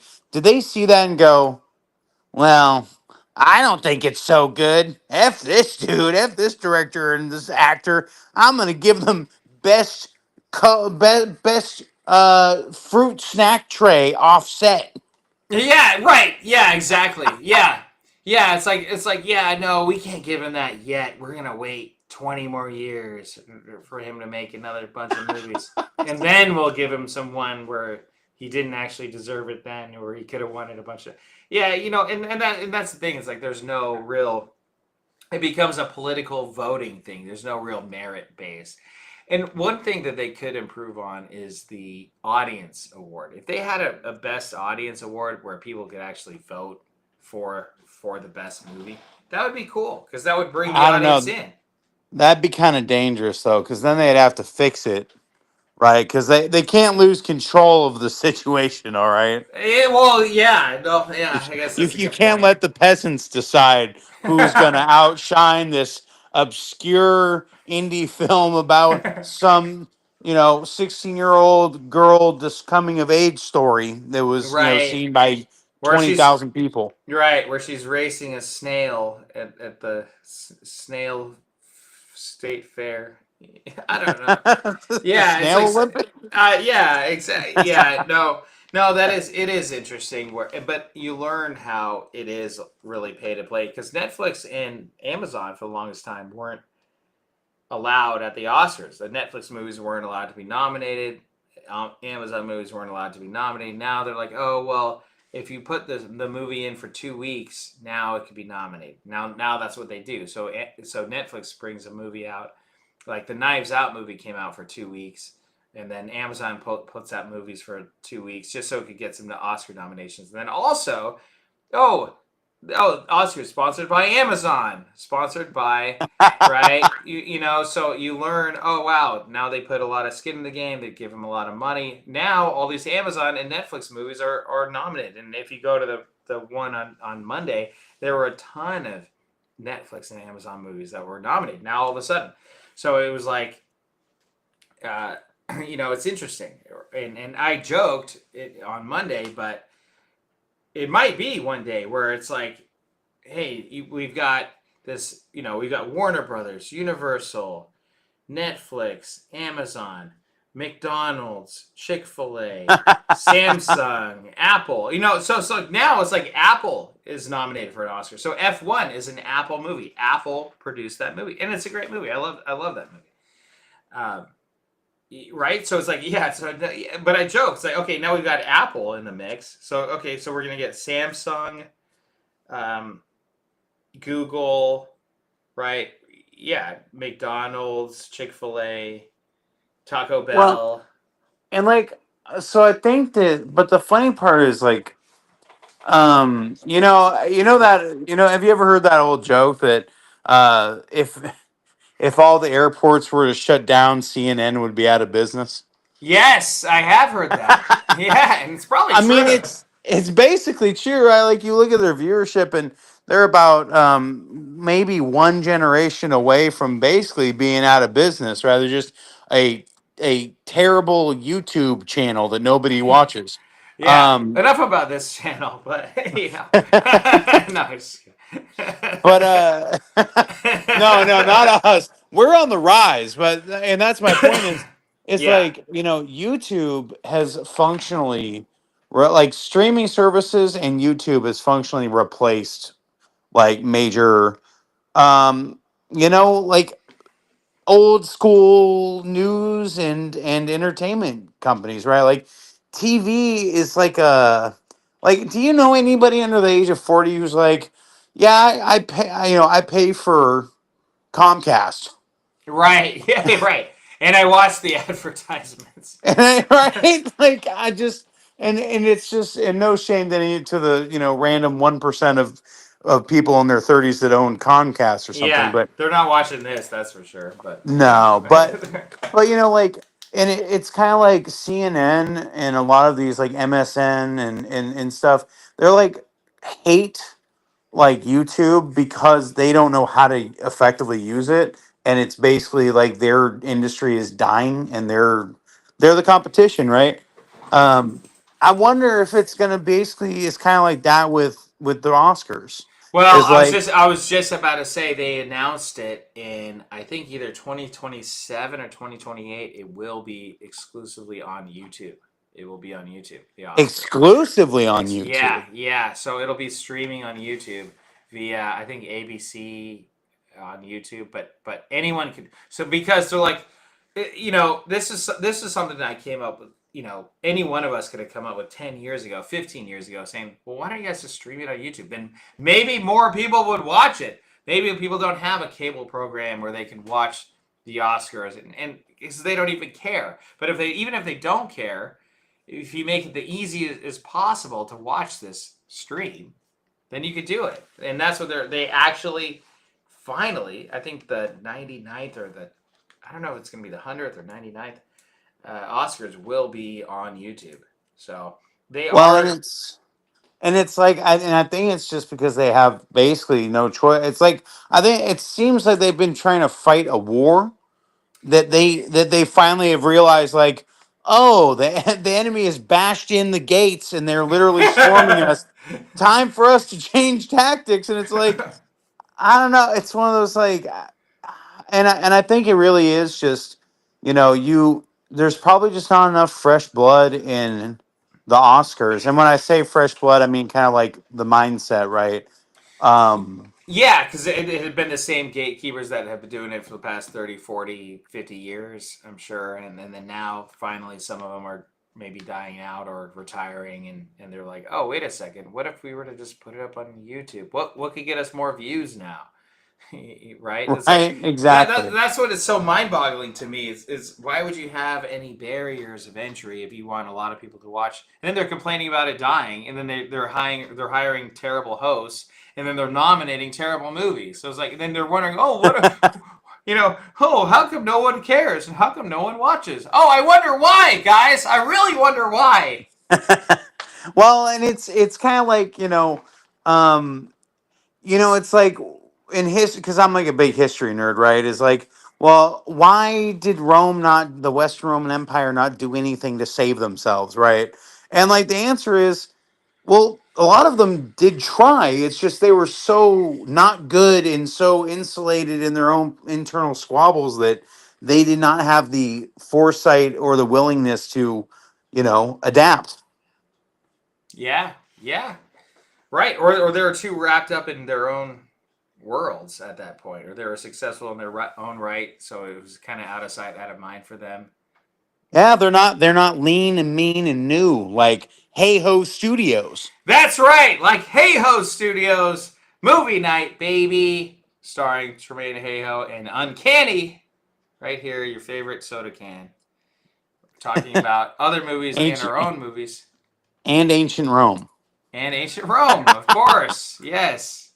Guys, thank you so much for your support on patreon.com/Hayhoe Studios. Right now, you can look at all the behind the scenes photos of Bigfoot's Ghost 2, Yeti or not. We've got a lot of other good stuff that will be on there as well. So I really appreciate you guys supporting the channel and or watching and or liking this video. And please, everybody, not only hit the like and subscribe buttons, but pressure Tremaine to put out an Aloha Bitch cup, and I will buy it. I will buy two. Oh, buy two? Really? I'll take you up on that. Aloha, bitch. Okay. Let me do that. I will do that. I'm trying to think about how this the second time I brought it up. I'm trying to think about how many times I can pressure you before you kick me off. Well, no, I won't kick you off. I'll make it. I have a Shopify, which I pay like $40 a month, and I don't use it. And then it had my shop connected to YouTube, and then it got disconnected, so I had to reconnect it, and I don't know how to, anyway. Yes, yeah, I will do that. That'll be my goal for next week to have that on there. Beautiful. Beautiful. With the asterisk over the I. Yeah, exactly. Yeah. We have to 'cause make it we're classy. PG-13, See, right? See, you see this? I wrote this. Hey, See? there we go. See, I wrote that. So it'll be an asterisk. Hey, you have the handwriting of a creative person. Thank you. Thank you. Yes. That's a nicer way of saying you've got horrible handwriting. Chicken scratch. Yeah, yeah. Or you can No, that's say not what I mean. you've got the No. you've got the handwriting of a doctor. You know. You say. Ah, Actually, you know what? man. It was funny in class. Like people, one kid. I remember one time, one kid was like, "Oh, Tremaine, I didn't get my notes. Can I copy your notes?" And then I'm like, "Oh yeah, sure." You know, because I know how my handwriting is, and I gave it to him. And I'm like, "Oh yeah, here you go." And he looks at it and he's reading. And he's like, "Oh, never mind. It's okay. I don't." See, Sucker. sucker. See, that's how I don't let people cheat. Don't let people cheat. Cheating's not good. uh, good job, young Tremaine. Thank you, thank you. Yeah, yeah, yeah. Older Tremaine, I don't know about him, but you know, Oh yeah, I no, don't know. He's all right. He's a little interesting, but he's all right. yes, yeah, but yeah. So I'm thinking about what we could talk about next week. So next week we kind of talked about watching Daybreakers and Oh, then that's right. talking about that. Yes, Daybreakers. Yes, I vampires movie. Have you seen Sinners yet? I have not. Do you want me to watch Sinners as well? I don't. You know what? It's almost 3 hours. The thing is, I don't want to subject you Three to it. hours? Yes, dude. I'm not exactly. What? That's a Oh. third of the way to Mount Doom, man. Oh, sorry. No, it's 2 hours and 17 minutes. Okay, it's 2 hours. It's Oh, not as okay. bad. Maybe you should. Honestly, I would be intrigued with hearing your take, but please don't pay for it. Please don't pay for it. It's on HBO Max now. If you have it. We do. Okay, good, Okay. good, good. Yeah. So, but don't feel. Again. Yeah, maybe watch it. We can compare. Okay, how about this? We'll compare and contrast Daybreakers to With Sinners. with Sinners.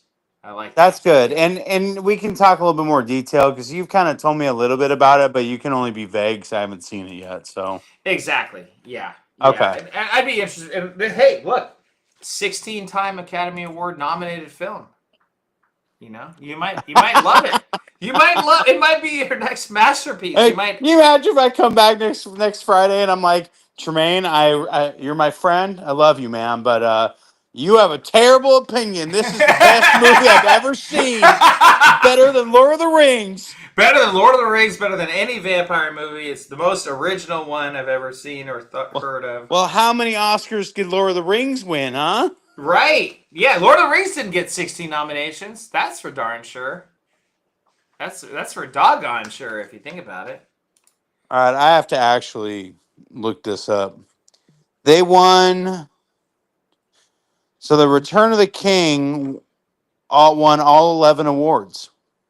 Wow. Dang. The trilogy won 17 out of 30 nominations. That's pretty good. The Fellowship only won 4 out of 13. Yeah, I feel like they were bogarting it. They were saying, well, there's a couple other movies coming up, so we won't give them all the awards just yet. Get But this. They won Fellowship of the Ring, won cinematography, makeup, original score, and visual effects. what? See, there you go. Exactly. Exactly. Yeah. So they throw the chicken scraps to the first part, but then Like, it's like by the we'll time. throw a makeup at you.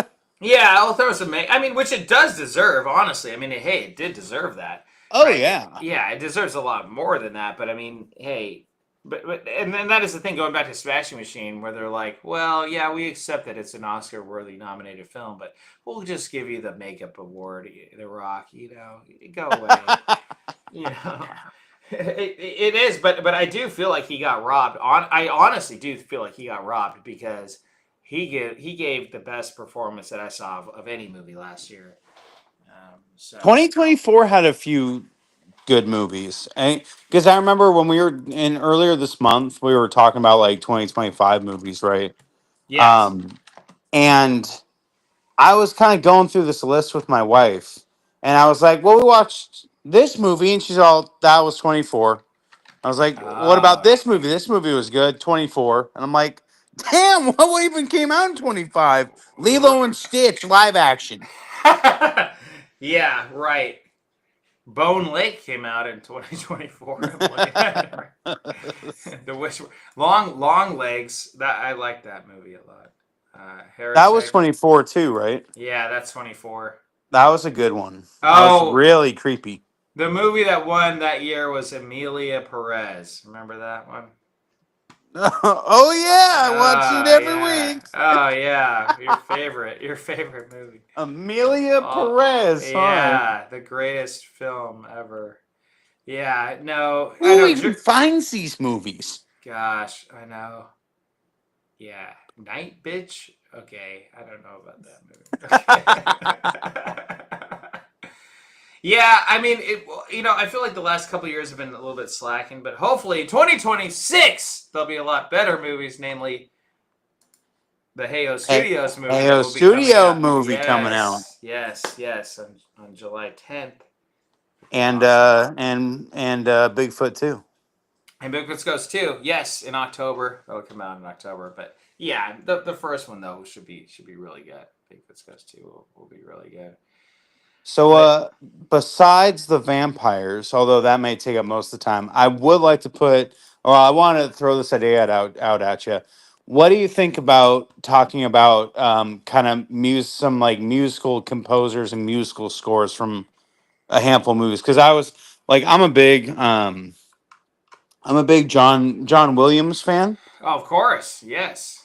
He's basically like the Beethoven of the modern Oh, period. oh yeah, he's incredible.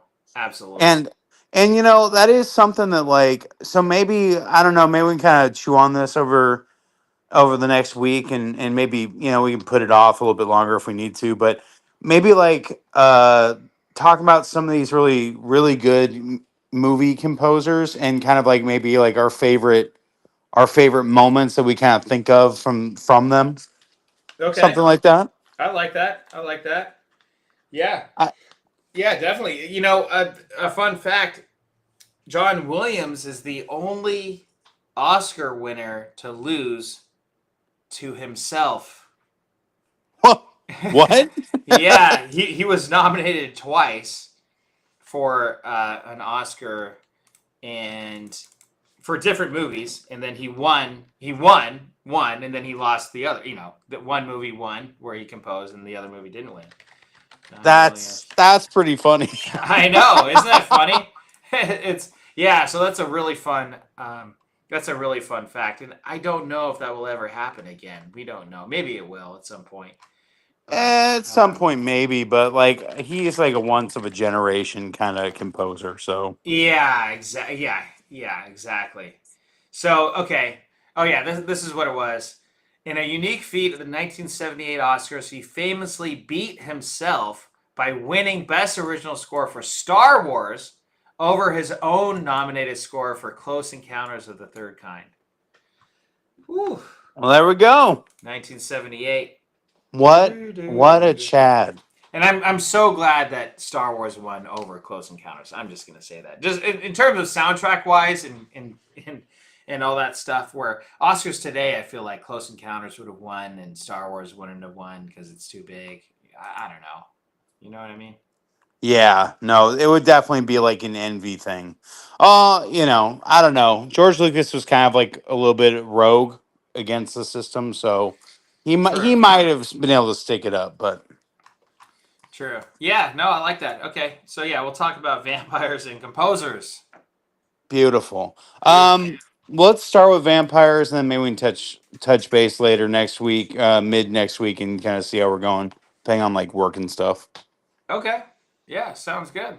We could probably rant about vampires because I'm going to be honest with you, we probably won't just stop at those two. Oh, We're I'm probably gonna already talk about saying vampires. Twilight. We got to talk about Twilight at And some I was gonna point. say probably gonna end up talking about Twilight. I was already thinking Blade, Blade, Twilight. classic, Yeah. Yes. probably my favorite vampire in a movie. Yes. We also, maybe a little bit of like not the new one, but the old movie based off the Anne Rice book, Interview with a Vampire. That one was You pretty know, good. I've never seen that one. Really, it was Yeah, actually pretty good. I liked it when I was younger. I haven't watched it in like 20 years, so I've heard it's good. Yeah, Interview it's with a a classic. Vampire. Okay. Yeah. So Okay. my So, my dad read all the time, which is kind of funny. He was a scrapper, but he also loved to read. Um, and he liked Anne Rice's novels. By the way, I think Anne Rice is I think she's Catholic. oh, really? Um, Is that the same person as Anne Frank? I'm kidding. Sorry. uh, I don't know about that one. I'm sorry. I'm sorry. Like she's Catholic. Is that Anne Frank? I'm kidding. I'm kidding. um, but yeah, so anyway, but she my dad used to say that she would describe scenes too much. So he wasn't a big fan, but Oh yeah, yeah. Well, that tends to happen with some authors. They become too descriptive. and I can't shame them too much because I mean Tolkien did describe I, every single detail. I was just about to say my aunt says the same thing about Tolkien. And dude, to be honest, I've read The Hobbit multiple times. It's been really hard for me to get into Lord of the Rings reading book. I've tried multiple times and I just can't get into it. Sometimes I don't know. Maybe it's been a long time, so maybe I need to Listen, you give it need to some more. ask yourself this. Did Tolkien fail you or did you fail Tolkien? Oh my goodness And I'm me. pretty sure it's the latter. Okay, okay. Yeah, but I mean, when there is too much description, I mean, I do like description, but if there's too much description, I don't know. I feel like The Hobbit was a perfect book, right? Oh yeah. Well, the Hobbit was I mean, it's about as good as you can get when it comes to a self kind of contained adventure story, Yeah, right? It's got comedy, drama, intrigue and mystery, heroism and danger, and big-footed big 3 foot feet. 5 men. Yes, Big feet. big feet, big feet. Yeah, yeah. Well, it's just a pure escapism and fun and allegory and realness. I don't know. It's all about the good characters and Oh everything. yeah. Yes, but anyway, so yes, we are winding down now. Thank you guys for so much for tuning in to Movie Night the Night, where we talk about movies. I'm Tremain Hayhoe, and this is Uncanny, your favorite soda. We are going to be back next week talking about vampires. We're going to be talking about Daybreakers and Sinners, and probably a few other vampire movies like Twilight or Some Blade. shiny, some not shiny. Yeah, maybe sparkles in the sunlight, or or Maybe some. maybe a few werewolves thrown in there for good Yeah, measure. yeah, exactly. A couple of werewolves in there. And leave you guys with this. If you guys haven't seen SiMP yet, go watch SiMP, our movie SiMP that we talked about earlier this episode. If you guys want to really support the channel, go to patreon.com/Hayhoe Studios. We need to raise money for Uncanny to get a camera. So it'll be And to watch Uncanny. Forrest Gump. Yes, and to watch for yeah, yeah. That's the ultimate. That's the ultimate goal. But yeah, in the meantime, guys, thank you guys so much for tuning in to Movie Night the Night, where we talk about movies. If you aren't subscribed, subscribe right now. Hit that subscribe button, and we will see you next time. See you guys later, and good night. Bye everyone. Bye. It's movie night, baby, movie night, baby, movie night, Hey, what's up? movie night, baby. Yo, yo, yo. Movie night, baby, movie night, baby, movie night, baby. Watch a movie and we talk about it, then we talk about it on the show. Watch a movie and we talk about it, then we talk about it on the show.